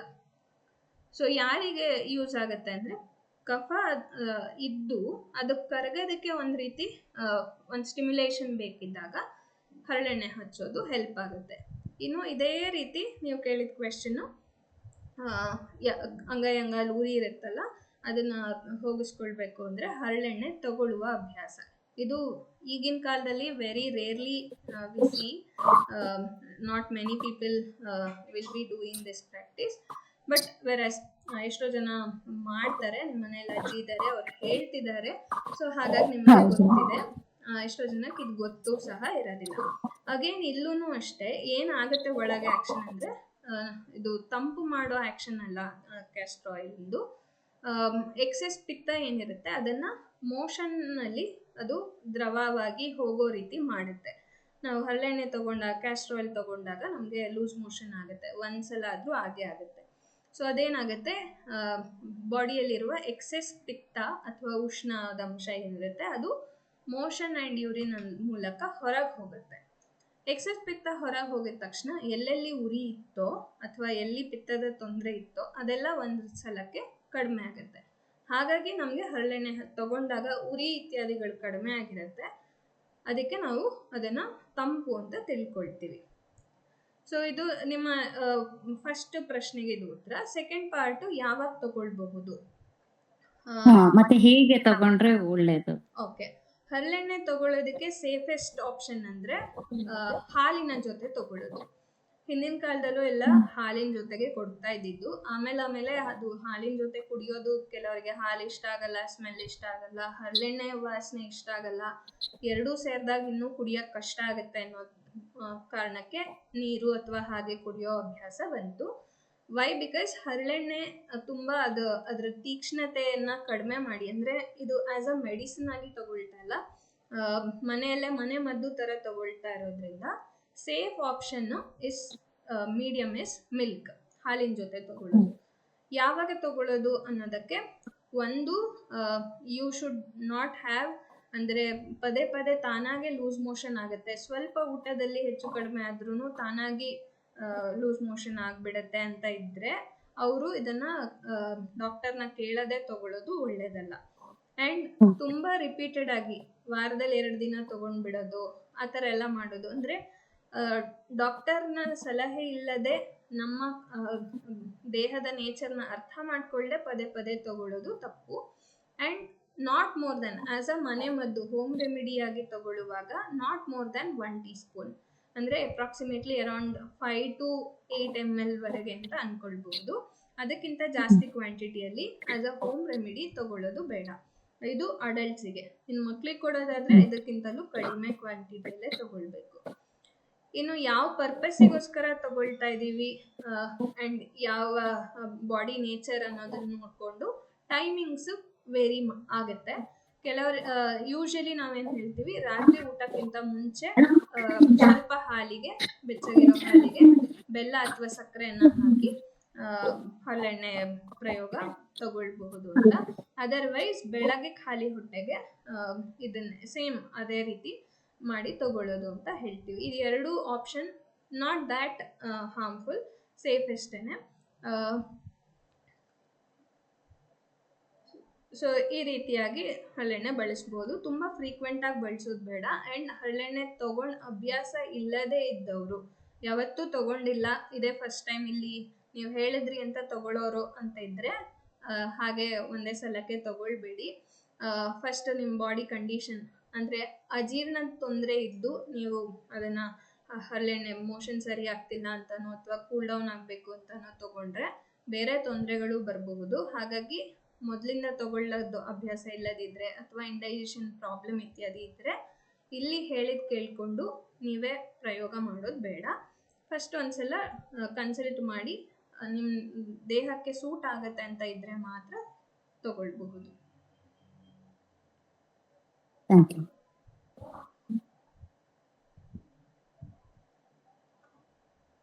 ಬಾರ್ಲಿ ಪೌಡರ್ ಮಾಡಿ ಗಂಜಿ ಥರ ದಿನ ತಗೋಬಹುದಾ? ಬಾರ್ಲಿ ಪೌಡರ್ ಗಂಜಿ ತಗೊಳ್ಬಹುದು. ಅಗೇನ್ ಇದು ಅಷ್ಟೇ, ದಿನ ತಗೊಳ್ಬಹುದಾ ಅನ್ನೋದಕ್ಕೆ 2 ವಿಚಾರಗಳನ್ನು ಗಮನಿಸ್ಕೊಳ್ಬೇಕು. ಒಂದು, ನನಗೆ ಬಾರ್ಲಿ ಅಭ್ಯಾಸ ಇದೆಯಾ, ನಾನು ಅಭ್ಯಾಸ ಮಾಡ್ಕೊಂಡಿದ್ದೀನ, ಅಥವಾ ಹೊಸದಾಗಿ ಶುರು ಮಾಡ್ತಾ ಇರೋರಾದರೆ ಯಾವುದೇ ಹೊಸ ಅಭ್ಯಾಸನ ಒಂದೇ ಸಲಕ್ಕೆ ತುಂಬ ಜಾಸ್ತಿ ಪ್ರಯೋಗ ಮಾಡೋದು ಒಳ್ಳೆಯದಲ್ಲ. ಹಾಗಾಗಿ ಫಸ್ಟ್ ಟೈಮ್ ನಾನು ಯೂಸ್ ಮಾಡ್ತಾ ಇದ್ದೀನಿ ಅಂತ ಇದ್ದರೆ ಎವ್ರಿ ಡೇ ಯೂಸ್ ಮಾಡೋದು ಬೇಡ. ವಾರದಲ್ಲಿ 1 ದಿನ ಅಥವಾ 2 ದಿನ ಯೂಸ್ ಮಾಡಿ, ಒಬ್ಸರ್ವ್ ಮಾಡಿ, ಅದು ತಗೊಂಡ್ಮೇಲೆ ನಿಮ್ಮ ಜೀರ್ಣಶಕ್ತಿ ಹೇಗಿರುತ್ತೆ, ಮಲಪ್ರವೃತ್ತಿ, ಮೂತ್ರ ಪ್ರವೃತ್ತಿ ಇದೆಲ್ಲ ಹೇಗಾಗುತ್ತೆ ಅಂತ ಗಮನಿಸ್ಕೊಂಡು ನಿಮ್ಗೆ ಸೂಟ್ ಆಗ್ತಾ ಇದೆ, ಡೈಜೆಷನಲ್ಲಿ ಏನೂ ತೊಂದರೆ ಇಲ್ಲ ಅಂತ ಅಂದರೆ ನೆಕ್ಸ್ಟು ಫ್ರೀಕ್ವೆನ್ಸಿಯನ್ನು ನೀವು ಜಾಸ್ತಿ ಮಾಡ್ತಾ ಹೋಗಬಹುದು. ಎರಡನೇದು, ನಿಮಗೆ ಯಾವುದಾದ್ರು ಪರ್ಟಿಕ್ಯುಲರ್ ಕಂಡೀಷನ್ ಇದೆ ಅಂದರೆ ಒಬೆಸಿಟಿ ಅಥವಾ ಸ್ಥೌಲ್ಯ ಕಂಡೀಷನ್ ಇದೆ, ಅಥವಾ ಪ್ರಮೇಹ, ಮಧುಮೇಹ, ಶುಗರ್, ಡಯಾಬಿಟೀಸ್ ಈ ತರಹ ತೊಂದರೆ ಇದೆ ಅಂತ ಆದರೆ ಆಗ ನೀವು ಇದನ್ನು ನಾವು ಫುಡ್ಡಲ್ಲಿ ರೆಗ್ಯುಲರ್ಲಿ ಬಳಸಿ ಅಂತ ಹೇಳ್ತೀವಿ. ಆದರೂ ಕೂಡ ನೀವು ಅದು ಅಭ್ಯಾಸ ಇಲ್ಲ ಅಂದರೆ ಫಸ್ಟಿಗೆ ಸ್ವಲ್ಪ ಸ್ವಲ್ಪನೇ ಶುರು ಮಾಡ್ತಾ ಆಮೇಲೆ ಕ್ರಮೇಣ ಅದನ್ನು ಇನ್ಕ್ರೀಸ್ ಮಾಡ್ಕೊಳ್ತಾ ಹೋಗಬಹುದು.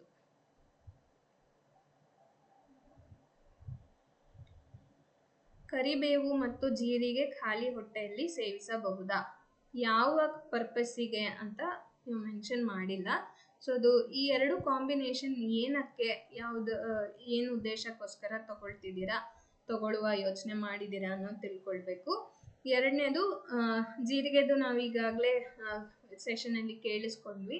ಜೀರಿಗೆ ಉಷ್ಣ ಆ್ಯಂಡ್ ಜೀರಿಗೆ ಅದು ಚೆನ್ನಾಗಿ ಜೀರ್ಣಶಕ್ತಿಯನ್ನು ಹೆಚ್ಚಿಸುತ್ತೆ, ಪಿತ್ತವನ್ನು ಹೆಚ್ಚಿಸುತ್ತೆ, ಆ್ಯಂಡ್ ಹೆಂಗಸರಲ್ಲಿ ಗರ್ಭಕೋಶ ಅಥವಾ ಈ ಮೆನ್ಸ್ಟ್ರುಯೇಷನ್ ರಿಲೇಟೆಡ್ ಸಿಸ್ಟಮನ್ನು ಬೇಗ ರೀಚ್ ಆಗಿ ಅಲ್ಲಿ ಕೆಲವೊಂದು ಆ್ಯಕ್ಷನನ್ನು ಮಾಡುತ್ತೆ. ಹಾಗಾಗಿ ಇದನ್ನು ತಗೊಳ್ಬೇಕು ಅಂತಿದ್ರೆ ಒಂದು, ಪರ್ಪಸ್ ಏನು ಅಂತ ಗಮನಿಸ್ಕೊಳ್ಳಿ. ಎರಡನೇದು, ಎಷ್ಟು ತಗೊಳ್ತಾ ಇದ್ದೀನಿ ಅಂತ ಗಮನಿಸ್ಕೊಳ್ಳಿ. ಮೂರನೇದು, ನಿಮ್ಮ ಅಗ್ನಿಶಕ್ತಿ ಆಲ್ರೆಡಿ ಚೆನ್ನಾಗಿದೆ, ಒಳ್ಳೆ ಹಸಿವಾಗುತ್ತೆ, ಅಥವಾ ಪಿತ್ತದ ತೊಂದರೆಗಳೇ ಇದೆ, ನಂದು ದೇಹನೇ ಪಿತ್ತ ಪ್ರಕೃತಿ ಅಥವಾ ಸುಕುಮಾರ ದೇಹ ಇದೆ ಅಂತ ಆದರೆ ಈ ಕಾಂಬಿನೇಷನ್ 2 ಉಷ್ಣ ಇರೋದ್ರಿಂದ, ಕರಿಬೇವು ಆ್ಯಂಡ್ ಜೀರಿಗೆ 2 ಉಷ್ಣ ಇರೋದ್ರಿಂದ ಖಾಲಿ ಹೊಟ್ಟೆನಲ್ಲೇ ತಗೊಂಡಾಗ ಅದರ ಕಾನ್ಸಂಟ್ರೇಷನ್ ಇನ್ನೂ ಜಾಸ್ತಿ ಇರುತ್ತೆ. ಹಾಗಾಗಿ ನಿಮಗೆ ಪಿತ್ತದ ತೊಂದರೆಗಳು ಕಾಣಿಸ್ಕೊಳ್ಬಹುದು. ಹಾಗಾಗಿ ನೋಡಿ ತಗೊಳ್ಳಿ. ಇನ್ ಕೇಸ್ ನಿಮಗೆ ವಾತ ಅಥವಾ ಕಫದ ತೊಂದರೆ ಇತ್ತು ಅಂದರೆ ಸ್ವಲ್ಪ ದಿನ ಇದನ್ನು ತಗೊಂಡಾಗ ಹೆಲ್ಪ್ ಆಗುತ್ತೆ, ಆ್ಯಂಡ್ ಗ್ರ್ಯಾಜುಲಿ ಅದನ್ನು ನೀವು ಕಾಂಬಿನೇಷನ್ನ ಬಿಡಬಹುದು. ಮತ್ತು ಇದು ಬರೇ ಕರಿಬೇವು ಜೀರಿಗೆ ಅಂತ ಹಾಕಿದ್ದೀರಾ, ಹೇಗೆ ಕಷಾಯನ ಅಥವಾ ಎರಡನ್ನೂ ರಾ ಜಗದು ತಿಂತೀರಾ ಅಥವಾ ಯಾವುದ್ರ ಜೊತೆಗಾದರೂ ಮಿಕ್ಸ್ ಮಾಡಿ ತಗೊಳ್ತೀರಾ, ಇದು ಯಾವುದೂ ಮೆನ್ಷನ್ ಮಾಡಿಲ್ಲ. ಅದು ಕೂಡ ಮ್ಯಾಟರ್ ಆಗುತ್ತೆ. ಅಂದರೆ ಪ್ರತಿದಿನ ನೀವು ಕಷಾಯ ಮಾಡಿ ತಗೊಳ್ತೀರಾ ಆದರೆ ಅದ್ರ ಗುಣ ಬೇರೆ ಆಗುತ್ತೆ, ಹಾಗೆ ಜಗದು ತಿಂತೀರಾ ಆದರೆ ಅದ್ರ ಗುಣ ಬೇರೆ ಆಗುತ್ತೆ. ಕಷಾಯ ಮಾಡಿ ಅದಕ್ಕೆ ತುಪ್ಪ ಅಥವಾ ಹಾಲಿನ ಜೊತೆ ಕಷಾಯ ಮಾಡಿ ತಗೊಳ್ತೀರಾ ಅಂದರೆ ಅದ್ರ ಗುಣ ಬೇರೆ ಆಗುತ್ತೆ. ಸೊ ಯಾವ ಫಾರ್ಮಲ್ಲಿ ತಗೊಳ್ತೀರಾ ಅನ್ನೋದು ಮ್ಯಾಟರ್ ಆಗುತ್ತೆ.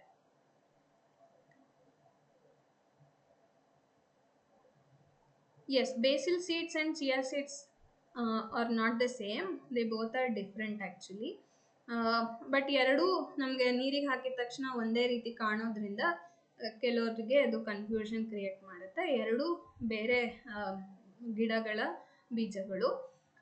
ಗುಣಕರ್ಮದಲ್ಲಿ ನೋಡೋದಾದರೆ ಕಾಮಕಸ್ತೂರಿ ಅಥವಾ ಬೇಸಿಲ್ ಸೀಡ್ಸ್ ಏನಿದೆ, it has more good qualities than chia seeds. ಅಂದರೆ ಎರಡೂ ಒಳ್ಳೆಯದು ಕೆಟ್ಟದು ಅನ್ನೋದು ಡಿಪೆಂಡ್ ಆಗುತ್ತೆ, ಯಾರು ತಗೋತಿದ್ದಾರೆ, ಎಷ್ಟು ತಗೊಳ್ತಿದ್ದಾರೆ ಅನ್ನೋದ್ರ ಮೇಲೆ. But in general safest option ಅಂತ ನೋಡುವಾಗ basil seeds are better than chia seeds. ಸೌತೆ ಬೀಜ, ಮಂಗಳೂರು ಸೌತೆ ಬೀಜ, ಕರ್ಬೂಜ ಬೀಜ, ಕಲ್ಲಂಗಡಿ, ಸಿಹಿಗುಂಬಳ ಎಲ್ಲದರ ಬೀಜ ಜ್ಯೂಸ್ ಅಥವಾ ತಂಬುಳಿ ಮಾಡಬಹುದಾ? ಖಂಡಿತವಾಗ್ಲೂ ಮಾಡಬಹುದು. ಕೆಲವು ಕಡೆ ಅಂದರೆ ಮಂಗಳೂರು ಸೈಡೆಲ್ಲ ಇದನ್ನು ಈ ಸಮ್ಮರ್ ಸೀಸನಲ್ಲಿ ಎಸ್ಪೆಷಲಿ ಮಂಗಳೂರು ಸೌತೆ ಏನಿದೆ ಅದರ ಬೀಜನ ನಾನು ಆಗಲೇ ಹೇಳಿದ್ನಲ್ಲ, ಮಸ್ಕ್ ಮೆಲನ್ದು ಅಥವಾ ಸೌತೆಕಾಯ್ದು ಬೀಜ ಅಂತ, ಅದೇ ರೀತಿ ಗ್ರೈಂಡ್ ಮಾಡಿ ಹಾಲು ತರಹ ಮಾಡಿ ಕುಡಿಯೋದು ಅಭ್ಯಾಸ ಇದೆ.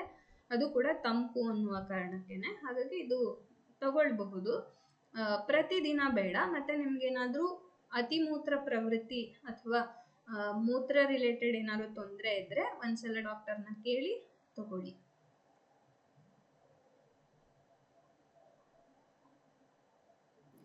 ಡಾಕ್ಟರ್ದು ಹಾಲ್ಗೆ ಸಕ್ಕರೆ ಒಳ್ಳೇದಾ ಬೆಲ್ಲ ಒಳ್ಳೇದಾ? ಹಾಲು ಕಾಫಿ ಟೀ ಜನರಲ್ ಆಗಿ ಎವ್ರಿಡೇ ಕುಡಿಯೋರ್ಗೆ ಹಾಲ್ಗೆ ಬೆಲ್ಲ ಹಾಕೊಂಡು ಕುಡಿತೀವಿ ಒಳ್ಳೇದು ಅಂತ. ಆಮೇಲೆ ಯಾರೋ ಹೇಳಿದ್ರು ಬೆಲ್ಲನು ಹಾಲು ಒಳ್ಳೆ ಕಾಂಬಿನೇಷನ್ ಅಲ್ಲ, ಅದು ಆತರ ಮಾಡಬಾರ್ದು ಅಂತ. ಅದು ಸರಿನಾ ನಿಜನಾ ಏನು ಡಾಕ್ಟರ್? ಎರಡಕ್ಕೂ ಅದರದ್ದೇ ಆದ ಎಫೆಕ್ಟ್ಸ್ ಕ್ರಿಯೇಟ್ ಮಾಡುವ ಕೆಪಾಸಿಟಿ ಇದೆ. ಬೆಲ್ಲದ್ದೇ ಒಂದಷ್ಟು ಪ್ರಾಪರ್ಟೀಸ್, ವಿಶೇಷ ಪ್ರಾಪರ್ಟೀಸ್ ಹೊಂದಿದೆ. ಎರಡೂ ಸ್ವೀಟ್ ಆದರೂ, ಎರಡೂ ಒಂದೇ ಸೋರ್ಸ್ನಿಂದ ಬರೋದಾದರೂ ಎರಡಕ್ಕೂ ಬೇರೆ ಬೇರೆ ಗುಣಗಳಿದೆ. ಸೊ ಇದು ಒಳ್ಳೇದಾ ಅದು ಒಳ್ಳೇದಾ ಕೇಳಿದ್ರೆ ಯಾರಿಗೆ ಯಾವಾಗ ಅಂತ ಪ್ರಶ್ನೆ ಕೇಳಬೇಕಾಗತ್ತೆ ವಾಪಸ್ಸು. ಸೊ ಇನ್ ಜನರಲ್ ಹೇಳಬೇಕು ಅಂದರೆ ಇಟ್ ಈಸ್ ನಾಟ್ ದಟ್ ಕೆಲವ್ರು ಅಂದ್ಕೊಳ್ತಾರೆ ಬೆಲ್ಲ ತಿಂದರೆ ಸಕ್ಕರೆ ತಿನ್ನೋದಕ್ಕಿಂತ ಬೆಲ್ಲ ಈಸ್ ಗುಡ್ ಅಂತ. ಹಾಗೆಲ್ಲ ಏನೂ ಇಲ್ಲ. ಸಕ್ಕರೆದೇ ಅದರದ್ದೇ ಆದ ಒಳ್ಳೆ ಗುಣಗಳು ಸುಮಾರಿದೆ. ಹಾಗಾಗಿ ಈ ಪರ್ಸ್ಪೆಕ್ಟಿವ್ನಿಂದ ಬೆಲ್ಲ ಅಥವಾ ಸಕ್ಕರೆನ ಅಂತ ಹೇಳೋಕ್ಕಾಗಲ್ಲ. ಇನ್ನು ನಮ್ಮ ಬಾಡಿಗೆ ಏನು ನೆಸೆಸಿಟಿ ಇದೆ ಅನ್ನೋದ್ರ ಮೇಲೆ ನಾವು ಬೆಲ್ಲನ ಸಕ್ಕರೆನ ಅಂತ ಡಿಸೈಡ್ ಮಾಡಬಹುದು. ಒಂದು ಬೆಲ್ಲ ಅದರಲ್ಲೂ ಹಳೇದಾಗ್ತಾ ಬಂದ ಹಾಗೆ ಬೆಲ್ಲ ನಮಗೆ ಒಂದು ಮೋಷನ್, ಯಾರಿಗೆ ಪ್ರಾಬ್ಲಮ್ ಇದೆ, ಕಾನ್ಸ್ಟಿಪೇಷನ್ ಆಗುತ್ತೆ ಅಥವಾ ಸರಿಯಾಗಿ ಕ್ಲಿಯರ್ ಆಗಿ ಮೋಷನ್ ಆಗಲ್ಲ, ಅವರು ಬೆಲ್ಲ ಬಳಸೋದು ಅಂದರೆ ಈ ತರಹ ಡ್ರಿಂಕ್ಗಳಲ್ಲಿ ಬೆಲ್ಲ ಬಳಸೋದು ಅವ್ರಿಗೆ ಮೋಷನ್ ಪ್ರಾಬ್ಲಮ್ನ ಇದು ಮಾಡೋಕ್ಕೆ ಹೆಲ್ಪ್ ಆಗುತ್ತೆ. ಜೊತೆಗೆ ವಾತ ತುಂಬಿಕೊಳ್ಳುತ್ತೆ, ಹೊಟ್ಟೆ ಉಬ್ರ ಬರುತ್ತೆ, ಗ್ಯಾಸ್ ಹೋಗಲ್ಲ, ಈ ಥರ ತೊಂದರೆ ಪದೇ ಪದೇ ಬರ್ತಿರೋವರೆಗೂ ಕೂಡ ಬೆಲ್ಲ ಹೆಲ್ಪ್ ಆಗುತ್ತೆ. ಅದರ್ ದೆನ್ ದಟ್ ಯಾರಿಗೆ ಪಿತ್ತ ಪ್ರಕೃತಿ ಜಾಸ್ತಿ ಇದೆ, ಬಾಡಿ ನೇಚರ್ ವೈಸ್ ತುಂಬ ಸುಕುಮಾರ ಅಂದರೆ ಸ್ವಲ್ಪ ಆಚೆ ಈಚೆ ಏನೇ ಹೆಚ್ಚು ಕಡಿಮೆ ಆದ್ರೂ ಬೇಗ ಹುಷಾರ್ ತಪ್ತಾರೆ, ಆ ಥರ ಬಾಡಿ ನೇಚರ್ ಯಾರಿಗಿದೆ ಅವರಿಗೆ ಸಕ್ಕರೆ ಉತ್ತಮ. ಇನ್ನು ಯಾರಿಗೆ ಜ್ವರ ಪದೇ ಪದೇ ಬರ್ತಿರುತ್ತೆ ಅವರಿಗೂ ಸಕ್ಕರೆ ಬೆಟರು ದ್ಯಾನ್ ಬೆಲ್ಲ usage. And when comes to combination of ಹಾಲು ಆ್ಯಂಡ್ ಬೆಲ್ಲ ಮೆನಿ ಎ ಟೈಮ್ಸ್ ನಾವು ನೋಡಿರ್ತೀವಿ ಹಾಲು ಒಡೆದು ಬಿಡುತ್ತೆ. ಸೊ ಬೆಲ್ಲದ ಕ್ವಾಲಿಟಿ ಮೇಲೂ ಆ ಕಾಂಬಿನೇಷನ್ ವರ್ಕ್ ಆಗುತ್ತಾ ಇಲ್ಲ ಅನ್ನೋದು ಮ್ಯಾಟರ್ ಆಗುತ್ತೆ. ಸಮ್ಟೈಮ್ಸ್ ಬೆಲ್ಲ ಸ್ವಲ್ಪ ಹುಳಿ ಇರುತ್ತೆ, ಕಬ್ಬಿನ ವೆರೈಟಿಯಿಂದನೇ ಸ್ವಲ್ಪ ಹುಳಿ ಇರುವ ಬೆಲ್ಲ ಇರುತ್ತೆ. ಸಮ್ಟೈಮ್ಸ್ ತುಂಬ ದಿನ ಬೆಲ್ಲನ ಹಾಗೆ ಇಟ್ಟಾಗ ಅದು ಕೂಡ ಒಂದು ರೀತಿ ಹುಳಿ ರೀತಿ ಕನ್ವರ್ಟ್ ಆಗಿರುತ್ತೆ, ಆಗಲೂ ಕೂಡ ಹಾಲಿನ ಜೊತೆ ತಗೊಳ್ಳೋದು ಸೇಫ್ ಅಲ್ಲ. Some varieties of sugarcane itself has some tinge of sourness. ಆ ಥರದ್ರದ್ದು ಬೆಲ್ಲ ಇದ್ದಾಗ ಹಾಲಿನ ಜೊತೆ ಹಾಕಿದಾಗ ಮೇ ಬಿ ಅದು ಹಾಕಿದ ಕೂಡಲೇ ಒಡಿದೇ ಇರಬಹುದು, ಬಟ್ ನಾವು ಹೊಟ್ಟೆಗೆ ತಗೊಂಡ್ಮೇಲೆ ಅಲ್ಲಿ ಸೇಮ್ ಕರ್ಡ್ಲಿಂಗ್ ಪ್ರೋಸೆಸ್ ಆಗುತ್ತೆ. ಈ ಥರ ಆದಾಗ ಇಂಡೈಜೆಷನ್ ಅಥವಾ ಪಿತ್ತದ ರಿಲೇಟೆಡ್ ತೊಂದರೆಗಳು ಶುರುವಾಗಬಹುದು. ಸೊ ಇದನ್ನು ವಿಚಾರಗಳನ್ನ ಗಮನಿಸ್ಕೊಂಡು ಯು ಕ್ಯಾನ್ ಡಿಸೈಡ್ ಬೆಲ್ಲನ ಅಥವಾ ಸಕ್ಕರೆನ ಅಂತ. ಯೂಶ್ವಲಿ ಬೆಲ್ಲ ಹಾಕಿದಾಗ ಹಾಲನ್ನು ಕುದಿಸಲ್ಲ, ಹಾಲು ಬಿಸಿ ಮಾಡಿ ಅಥವಾ ಉಗುರು ಬೆಚ್ಚಗಷ್ಟೇ ಮಾಡಿಬಿಟ್ಟು ಲಾಸ್ಟಲ್ಲಿ ಬೆಲ್ಲ ಹಾಕಿ ಮಿಕ್ಸ್ ಮಾಡಿ ಕುಡಿತೀವಿ. ಸೊ ಆ ಥರ ಮಾಡಬಹುದು, ಮಾಡಬಾರ್ದು ಅಂತ ಏನಿಲ್ಲ. Okay doctor, thank you. Which millet can we consume in summers? Millet ಇದಕ್ಕೆ ಬಂದಾಗ ಒಂದು ರಾಗಿ, ಇನ್ನೊಂದು I don't know whether it comes under millet or not. Amaranthus seeds ಅಂತ, ರಾಜಗಿರಾ ಸೀಡ್ಸ್ ಅಂತ ಸಿಗುತ್ತೆ, ಅದನ್ನು ಕೂಡ ಬಳಸಬಹುದು.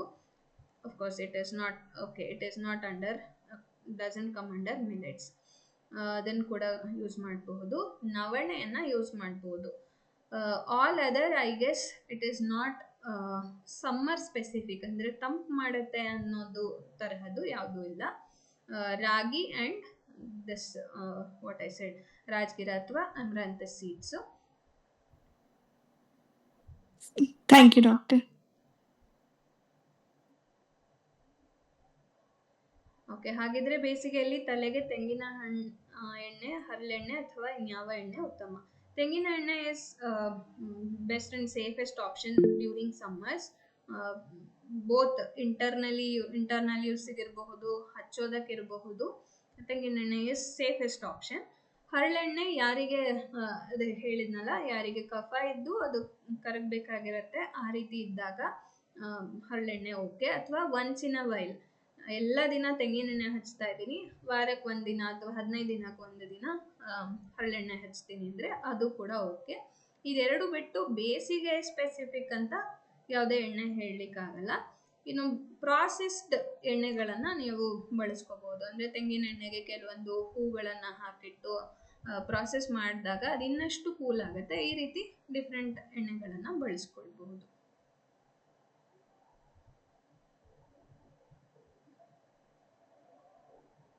ಓಕೆ, ರಾ ಜಗದು ತಿನ್ನುವುದು ಫಾರ್ ಕಾನ್ಸ್ಟಿಪೇಷನ್ ಪ್ರಾಬ್ಲಮ್. ಕರಿಬೇವು ಮತ್ತು ಜೀರಿಗೆ ಕಾನ್ಸ್ಟಿಪೇಷನ್ನಿಗೆ ಇದನ್ನು ಹಾಗೆ ಜಗದು ತಿಂದರೆ ಹೆಲ್ಪ್ ಆಗುತ್ತಾ ಅನ್ನೋ ಡೌಟ್ ನನಗಿದೆ. ಯಾಕಂದರೆ ಈ ಎರಡು ದ್ರವ್ಯಗಳ ಯಾವುದೇ ಕ್ವಾಲಿಟಿ ಕಾನ್ಸ್ಟಿಪೇಷನನ್ನು ರಿಲೀವ್ ಮಾಡುತ್ತೆ ಅನ್ನೋದು ನನಗೆ ಗೊತ್ತಿರೋ ಹಾಗೆ ಇಲ್ಲ. ಹಾಗಾಗಿ ಇದು ಈ ಸೊಲ್ಯೂಷನ್ ಎಲ್ಲಿಂದ ಸಿಕ್ತು, ಯಾರು ಹೇಳಿದ್ದು, ಯಾವ ಆಧಾರದ ಮೇಲೆ ಹೇಳಿದ್ದು ಅನ್ನೋ ಥರದ್ದು ಫಸ್ಟು ಕ್ರಾಸ್ ಚೆಕ್ ಮಾಡಬೇಕಾಗತ್ತೆ. ಹಾಲು ಕಷಾಯ, ರಾಗಿ ಕಾಯಿಸಿದ್ದು, ಅರರೂಟ್ ಹಾಲು, ಕಾಫಿ ಟೀ ಇತ್ಯಾದಿಗಳಲ್ಲಿ ಬೆಲ್ಲ, ಸಕ್ಕರೆ ಯಾವುದಾದರೂ ಅವರವರ ದೇಹ ಪ್ರಕೃತಿಯ ಮೇಲೆ ನಿರ್ಧಾರವಾಗುತ್ತದೆ ಅಷ್ಟೇ ಅಲ್ವಾ? ಹೌದು, ಬೆಲ್ಲ ಅಥವಾ ಸಕ್ಕರೆ ಯಾವುದಾದ್ರೂ ಆಗುತ್ತೆ. ಕೆಲವರಿಗೆ ಬೆಲ್ಲ ಅಭ್ಯಾಸ ಇರುತ್ತೆ ಆ್ಯಂಡ್ ಅವರಿಗೆ ಕಂಪೇರ್ ಟು ಬೆಲ್ಲ ಆ್ಯಂಡ್ ಸಕ್ಕರೆ ಈ ಎರಡರಲ್ಲಿ ಕಂಪೇರ್ ಮಾಡಿದಾಗ ಬೆಲ್ಲ ಸ್ವಲ್ಪ ಉಷ್ಣ, ಸಕ್ಕರೆ ಸ್ವಲ್ಪ ಶೀತ. ಹಾಗಾಗಿ ಇದನ್ನು ಕೂಡ ಕನ್ಸಿಡರ್ ಮಾಡಿಕೊಂಡು ನೀವು ನಿಮ್ಮ ದ್ರವ ಆಹಾರಗಳಲ್ಲಿ ಯೂಸ್ ಮಾಡ್ಕೊಳ್ಬಹುದು.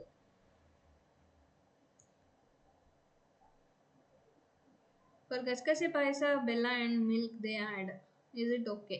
ಅಗೇನ್ ಇದು ಅಷ್ಟೇ, ನಾನೇ ಎಷ್ಟೋ ಸಲ ಮನೆಯಲ್ಲಿ ಮಾಡಿದಾಗ ಬೆಲ್ಲ ಹಾಕಿ ಕುದ್ಸಕ್ಕೆ ಹೋದರೆ ಹಾಲು ಅಥವಾ ಪಾಯಸ ಏನಿರುತ್ತಲ್ಲ ಅದು ಒಡೆದ್ಬಿಡತ್ತೆ.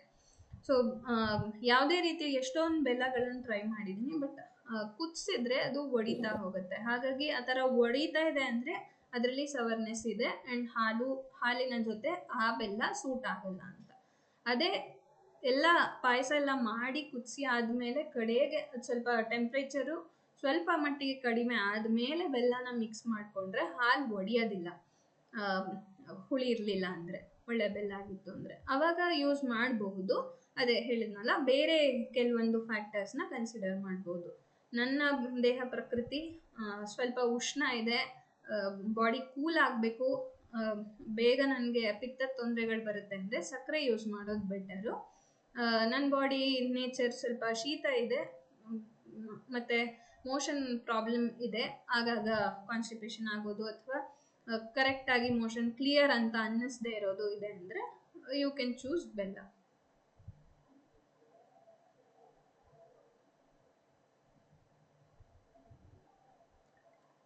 ಓಕೆ, ಪ್ರಶ್ನೆಗಳ ಲಿಸ್ಟು ಮುಗ್ದಿದೆ ಅಂದ್ಕೊಳ್ತೀನಿ. ಈಗ ಕಡೆಯ 10 ನಿಮಿಷದಲ್ಲಿ ನಿಮ್ಮ ಅಭಿಪ್ರಾಯ ಅಥವಾ ನಿಮ್ಮ ಸಜೆಷನ್ಸ್.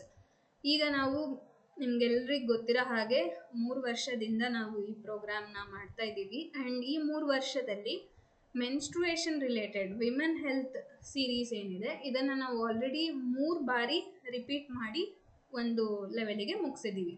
ಮೆನಾರ್ಕ್ ಟು ಮೆನೋಪಾಸ್ವರೆಗೆ and even including parenting aspects we have completed it thrice. So ಈಗ ನಾವು ನೆಕ್ಸ್ಟ್ ಈ ಸೆಷನ್ಸನ್ನು ನಡೆಸಬೇಕು ಅಂದರೆ we need to know what you want to no.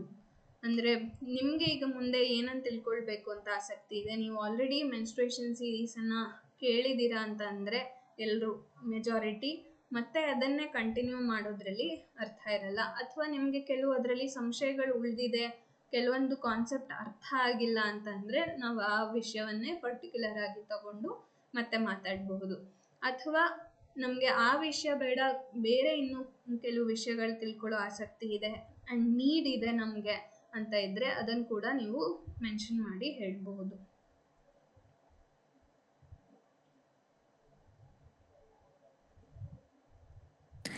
Doctor, ನಾನು ಆಲ್ರೆಡಿ ಮೆನ್ಷನ್ ಮಾಡಿದ್ದೆ about vessels which we use for cooking.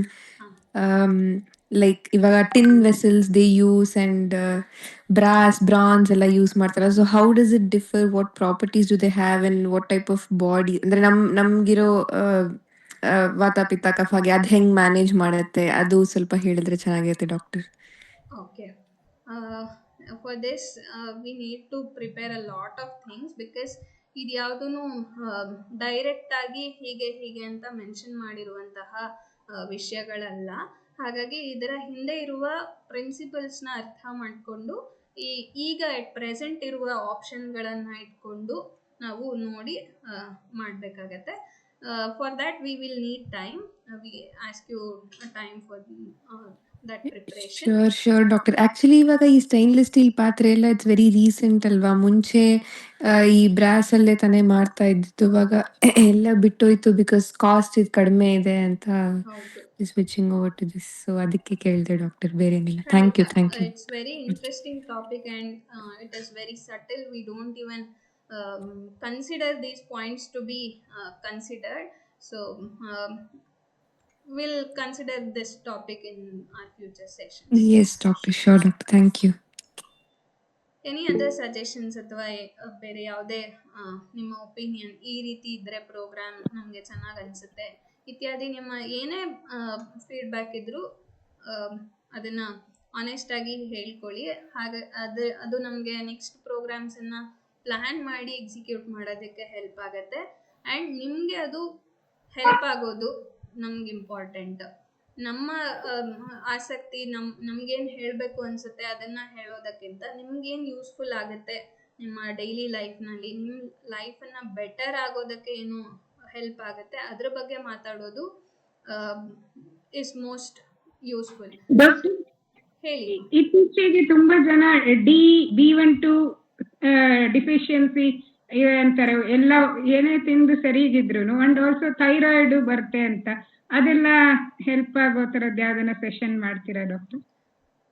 Okay, ಈ point ಅನ್ನು ಕೂಡ ಡಾಕ್ಟರ್ ನನ್ನ ಕ್ವಶನ್ ಅದೇ ಇತ್ತು doctor.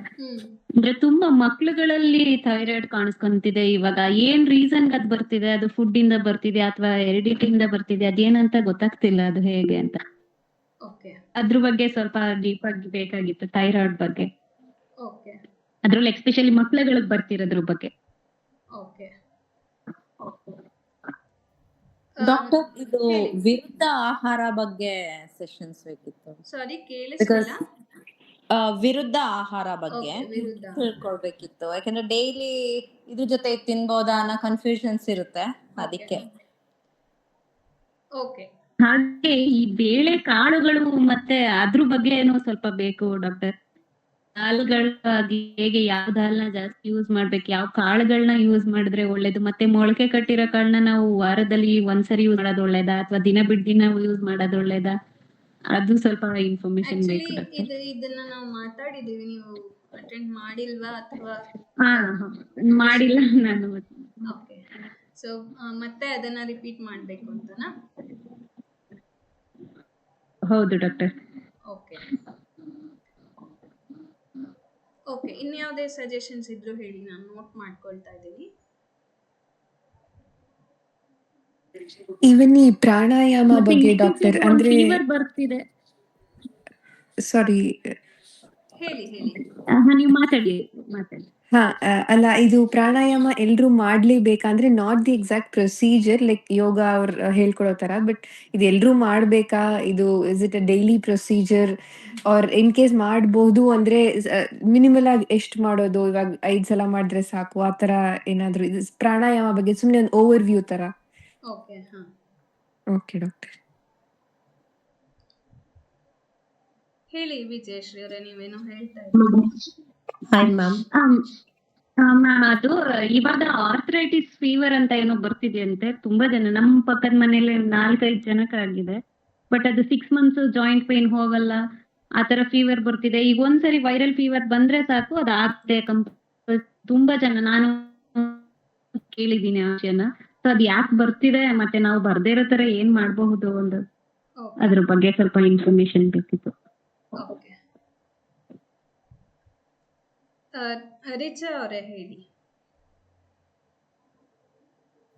Ma'am, also, can you give some information on how to take care of women's pelvic area? Like my friend, for her uterus has come down after normal delivery.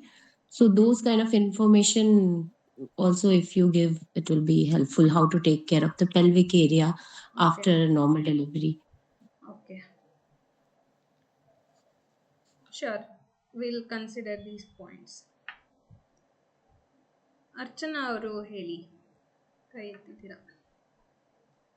ನಮಸ್ತೆ doctor. ನಮಸ್ತೆ. ಏನಿಲ್ಲ, ಇದು ಚಿಕ್ಕ ಮಕ್ಕಳಲ್ಲೇ ಈಗ grey hair ಶುರು ಆಗ್ತಾ ಇದೆ. ಅಂದರೆ ನನ್ನ ಮಗಂಗೆ ಆಲ್ಮೋಸ್ಟ್ 10 ಇಯರಿಂದನೇ ಸ್ವಲ್ಪ ಬರೋಕ್ಕೆ ಶುರು ಆಯಿತು. ಈಗ 14 ಇಯರು ಸ್ವಲ್ಪ ಜಾಸ್ತಿ ಆಗ್ತಾ ಇದೆ.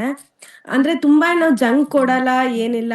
ಅದೇ ಏನು ಈ ವ್ಯತ್ಯಾಸಕ್ಕೆ ಬರುತ್ತೆ ಅಥವಾ ಹೇಗೆ ಅವಾಯ್ಡ್ ಮಾಡ್ಬೋದು? ಈಗ ಬಂದಿರೋದು ಆಗ್ಬಿಟ್ಟಿದೆ, ಇನ್ನು ಮುಂದಕ್ಕಾದ್ರು ಹೇಗೆ ಅವಾಯ್ಡ್ ಮಾಡ್ಬೋದು ಅಂತೇನಾದ್ರು ತಿಳ್ಕೊಬೇಕಿತ್ತು. ಓಕೆ, ಖಂಡಿತವಾಗ್ಲೂ.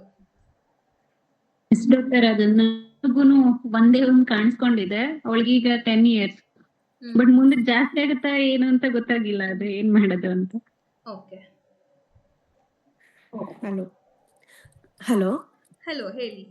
ಡಾಕ್ಟರ್, ಅದೇ ನನ್ನ ಮಗಂಗೂ ಫಸ್ಟ್ 2-3 ಹಾಗೆ ಶುರು ಆಗಿತ್ತು. ಅದು 2-3 ವರ್ಷ ಹಾಗೆ ಇತ್ತು. ಈಗೇನೋ 1-2 ಬಾಳ್ನರೆ ಆ ಥರ ಅಂತ ನಾವು ಅನ್ಕೊಂಡ್ವಿ. ಈಗ 1-2 ವರ್ಷದಿಂದನೂ ತುಂಬಾನೇ ಸ್ವಲ್ಪ ಸ್ಪ್ರೆಡ್ ಆಗಕ್ಕೆ ಜಾಸ್ತಿ ಆಗಕ್ಕೆ ಶುರು ಆಗಿದೆ. ಅದೇ ಹಾಗಾಗಿ ಅದ್ರ ಬಗ್ಗೆ ತಿಳ್ಕೊಳ್ಳೋಣ ಅಂತ ಅಷ್ಟೇ. ಖಂಡಿತ. Okay doctor. ಲಕ್ಷ್ಮಿ ಅವರು, ಪಲ್ಲವಿ ಅವರು ಕೈ ಎತ್ತಿದ್ದೀರಾ, ಹೇಳಿ. ಡಾಕ್ಟರ್, ಇದು pink salt, Himalayan pink salt ಮತ್ತೆ ನಾರ್ಮಲ್ ಸಾಲ್ಟ್, ಈ ತರ ತುಂಬಾ ಸಾಲ್ಟ್ ವೆರೈಟೀಸ್ ಕೂಡ ಬಂದಿದೆ ಅಲ್ವಾ? ಯಾವ್ದು good to use? Okay.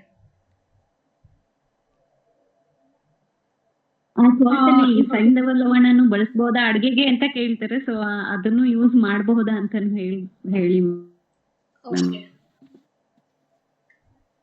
Regular ಆಗಿ ಸೈಂಧವ ಲವಣನ ನಾವು ಅಡ್ಗೆನಲ್ಲಿ ಯೂಸ್ ಮಾಡಬಹುದಾ ಅಂತ. ಖಂಡಿತ ಹೇಳ್ತೀವಿ ಈ ವಿಷಯಗಳನ್ನ. ಅವರು ಕೇಳಿದಾಗೆ ಯಾವ್ಯಾವ ಲವಣ ಯೂಸ್ ಮಾಡ್ಬೋದು, ಹೇಗೆ, ಆಮೇಲೆ ಖಾರ ಅಂದ್ರೆ ಈಗ ಮೆಣಸು, ಕಾಳು ಮೆಣಸು ಅಂದ್ರೆ ಒಣ ಮೆಣಸು, ಕಾಳು ಮೆಣಸು, ಹಸಿ ಮೆಣಸು, ಈ ತರ ಶುಂಠಿ, ಈ ಖಾರ ಈ ತರದ್ದು ವಿಷಯಗಳು, ಅವುಗಳು ಯಾವುದು, ಯಾವಾಗ, ಹೇಗ್ ಬಳಕೆ ಮಾಡಬಹುದು ಅಂತ ಅದ್ರ ಬಗ್ಗೆನೂ ಕೂಡ. ಓಕೆ. ಆಮೇಲೆ ಈಗ ಮಕ್ಕಳಲ್ಲಿ ಈಗ ಸಾಮಾನ್ಯ ಮೊದ್ಲೆಲ್ಲ ಹೇಗೆ ಅಂತಂದ್ರೆ ಒಂದು 14 ವರ್ಷ 15 ವರ್ಷದ ಮೇಲೆ ಪೀರಿಯಡ್ ಶುರುವಾಗೋದು ಹೆಣ್ಮಕ್ಳಲ್ಲಿ ಅಂತ ಇತ್ತು. ಬಟ್ ಈಗ ಹೇಗಾಗಿದೆ ಅಂದ್ರೆ ಒಂದ್ 10 ವರ್ಷಕ್ಕೆ ಎಲ್ಲ ಪೀರಿಯಡ್ ಶುರು ಆಗೋದು, 8 ವರ್ಷಕ್ಕೂ ಕೆಲವ್ರಿಗೆ ಆ ತರ ಆಗ್ತಾ ಇದೆ. ಅದು ಯಾಕೆ ಹಾಗಾಗಬಹುದು? ಅದನ್ನ ಅವಾಯ್ಡ್ ಮಾಡ್ಬೇಕಾ ಬೇಡ್ವಾ? ಅವಾಯ್ಡ್ ಮಾಡ್ಬೇಕು ಅಂದ್ರೆ ಹೇಗೆ? ಅಂದ್ರೆ ಅವ್ರದ್ದು ನಾರ್ಮಲ್ ಪೀರಿಯಡ್ಸ್ ಬರೋ ಏಜ್ ಯಾವ್ದು ಉತ್ತಮ, ಅದನ್ನ ಹೇಗೆ ಮಾಡೋದು ಅಂತ ಅದು ಒಂದು. ಆಮೇಲೆ ಗಂಡು ಮಕ್ಳಲ್ಲೂ ಕೂಡ ಹೀಗೆ ಹಾರ್ಮೋನ್ ಇಂಬ್ಯಾಲೆನ್ಸ್ ಇಂದ ಹೆಣ್ಮಕ್ಳಿಗೆ ಹಾಗಾಗತ್ತೆ ಅಂತ ಕೇಳಿದೀನಿ. ಗಂಡ್ ಮಕ್ಳಲ್ಲೂ ಕೂಡ ಹೀಗೆ ಆಗತ್ತಾ? ಅವರಲ್ಲೂ ಈಗ ಅಂದ್ರೆ ಅದನ್ನ ಇಂಬ್ಯಾಲೆನ್ಸ್ ಆಗಿರೋದನ್ನ ಬ್ಯಾಲೆನ್ಸ್ ಮಾಡಬಹುದಾ, ಅಥವಾ ಅದು ನಾರ್ಮಲ್ ಈಗಿನ ಇದಕ್ಕೆ ಹಾಗೆ ಆಗತ್ತಾ? ಅಂದ್ರೆ ಅದ್ರ ಬಗ್ಗೆ ಡೀಟೇಲ್ ಆಗಿ ಈ ತರದ ವಿಷಯಗಳು, ಅಂದ್ರೆ ಮೆಚೂರ್ಡ್ ಆಗೋದು ಬೇಗ ಅಂತ, ಈಗಿನ ಕಾಲದಲ್ಲಿ ಬೇಗ ಅಂತ ಹೇಳ್ತಾರೆ.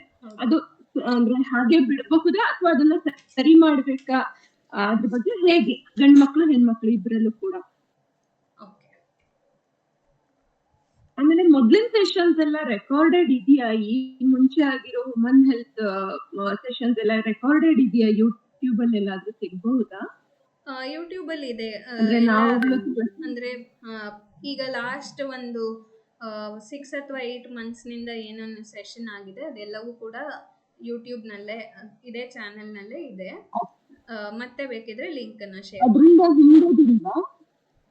ಅದರಿಂದ ಹಿಂದೆದು ರೆಕಾರ್ಡ್ ಆಗಿಲ್ವಾ? ಅದರಿಂದ ಹಿಂದಿನ ವರ್ಷನ್ಸ್ ಎಲ್ಲ ಇಲ್ಲ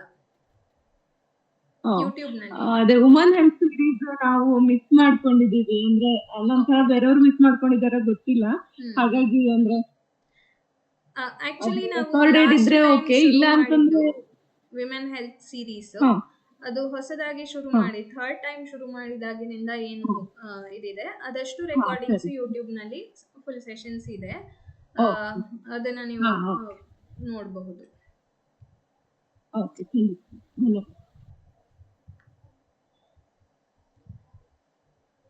ಇದಲ್ಲದೆ ನಿಮಗೆ ಮತ್ತು ಯಾವುದೇ ರೀತಿಯ ಚೇಂಜಸ್ ಅಥವಾ ಇಂಪ್ರೂವ್ಮೆಂಟ್ಸ್ ಈ ಪ್ರೋಗ್ರಾಮ್ನಲ್ಲಿ ಬೇಕು ಅಂತ ಇದ್ರೂ ಕೂಡ ನೀವು ಮೆನ್ಷನ್ ಮಾಡಬಹುದು. ಲೈಕ್ ಟೈಮಿಂಗು ಅಥವಾ ಬೇರೆ ರೀತಿಯ ಮೆಥಡ್ಸ್ ಪ್ಲ್ಯಾಟ್ಫಾರ್ಮ್ನ ಕ್ರಿಯೇಟ್ ಮಾಡೋದು. ಲೈಕ್ ಈಗ ಟೆಕ್ನಾಲಜಿನ ನಾವು ಎಷ್ಟೊಂದು ರೀತಿಯಲ್ಲಿ ಬಳಸ್ಕೊಳ್ಬಹುದು to make it more efficient.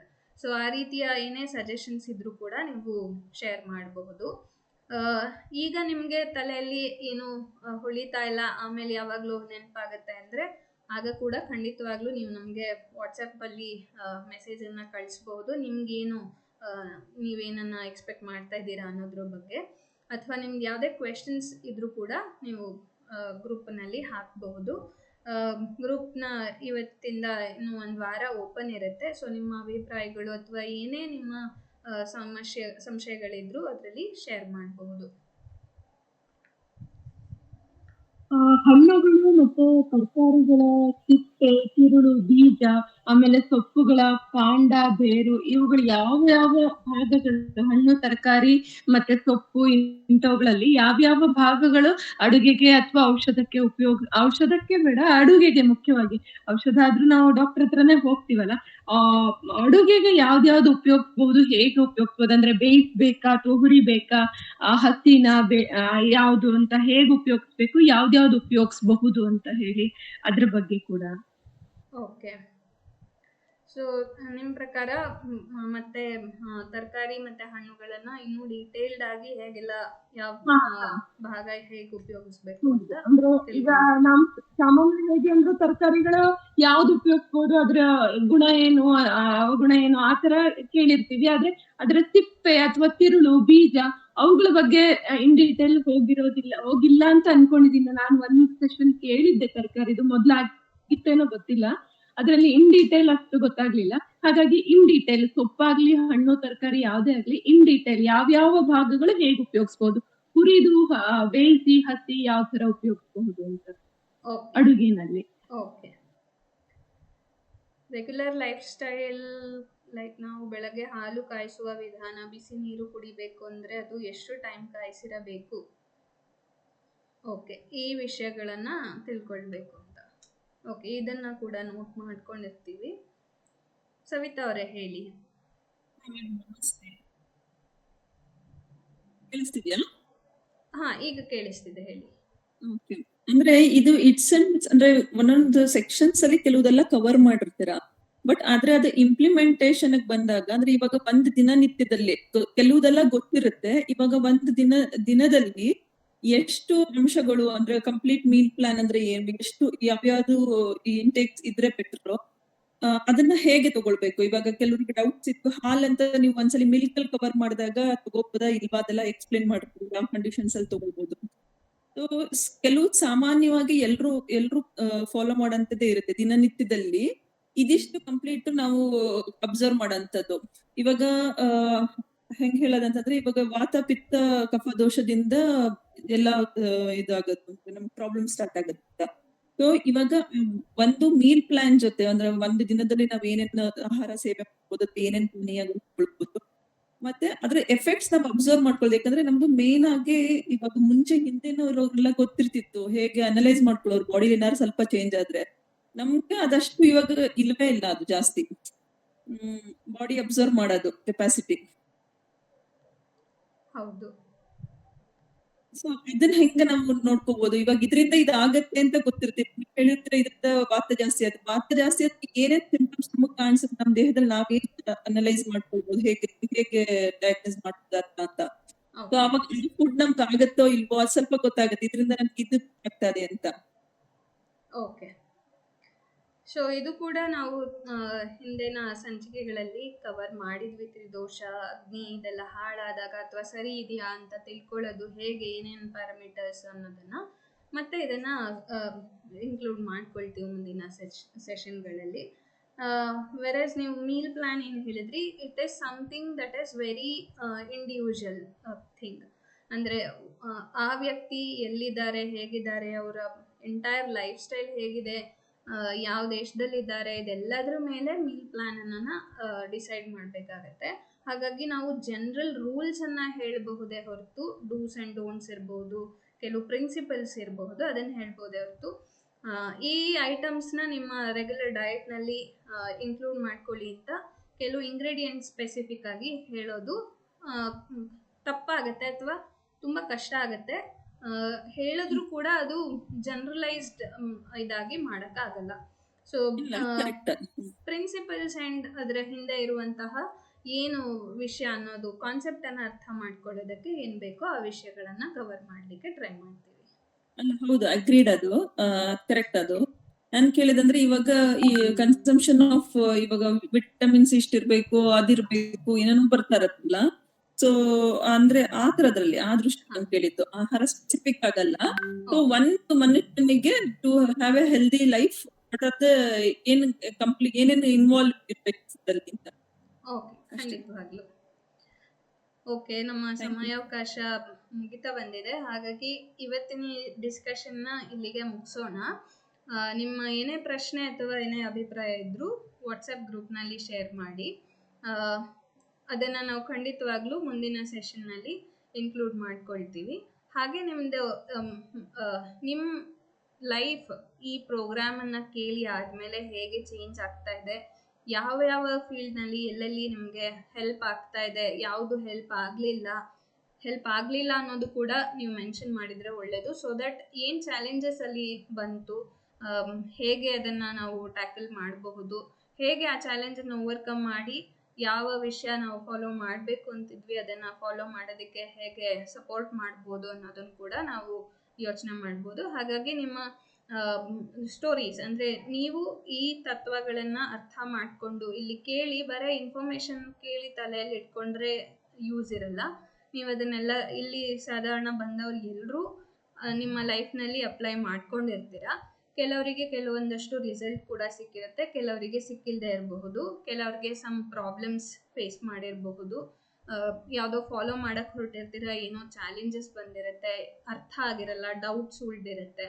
ಹೀಗಿದ್ದಾಗ ಆ ಪ್ರಾಕ್ಟೀಸನ್ನು ನಿಲ್ಲಿಸಿರ್ತೀವಿ ಅಥವಾ ಅದನ್ನು ಮಾಡಬೇಕಾ ಮಾಡಬಾರ್ದ ಅನ್ನೋ ಗೊಂದಲದಲ್ಲಿ ಇರ್ತೀವಿ. ಈ ಥರ ಯಾವುದೇ ಇದಿತ್ತು ಅಂದರೆ ಅದನ್ನು ಕೂಡ ನೀವು ಶೇರ್ ಮಾಡಿ. ಸೊ ದಟ್ ನಮಗೆ ಅದನ್ನು ಹೇಗೆ ನಿಮ್ಗೆ ಹೆಲ್ಪ್ ಮಾಡಬಹುದು ಅನ್ನೋದನ್ನು ಇನ್ನೂ ಕಸ್ಟಮೈಸ್ ಮಾಡೋದಕ್ಕೆ ಹೆಲ್ಪ್ ಆಗುತ್ತೆ, ಪ್ರೋಗ್ರಾಮನ್ನು ಇನ್ನೂ ಬೆಟರ್ ಮಾಡ್ತಾ ಹೋಗೋದಕ್ಕೆ ಹೆಲ್ಪ್ ಆಗುತ್ತೆ. ಇದಿಷ್ಟನ್ನು ಹೇಳ್ತಾ ಇವತ್ತಿನ ಈ ಕಾರ್ಯಕ್ರಮವನ್ನು ಮುಗಿಸ್ತಾ ಇದ್ದೀನಿ. ಎಲ್ರಿಗೂ ಧನ್ಯವಾದಗಳು. Your active participation is what makes this program more useful and meaningful. So we hope your active participation in future sessions also. And we also request you to spread the word about these programs so that others also know about this program and they attend this program and gain some information or knowledge about Ayurveda. Thank you everyone. Let's end our session with Swasti Mantra.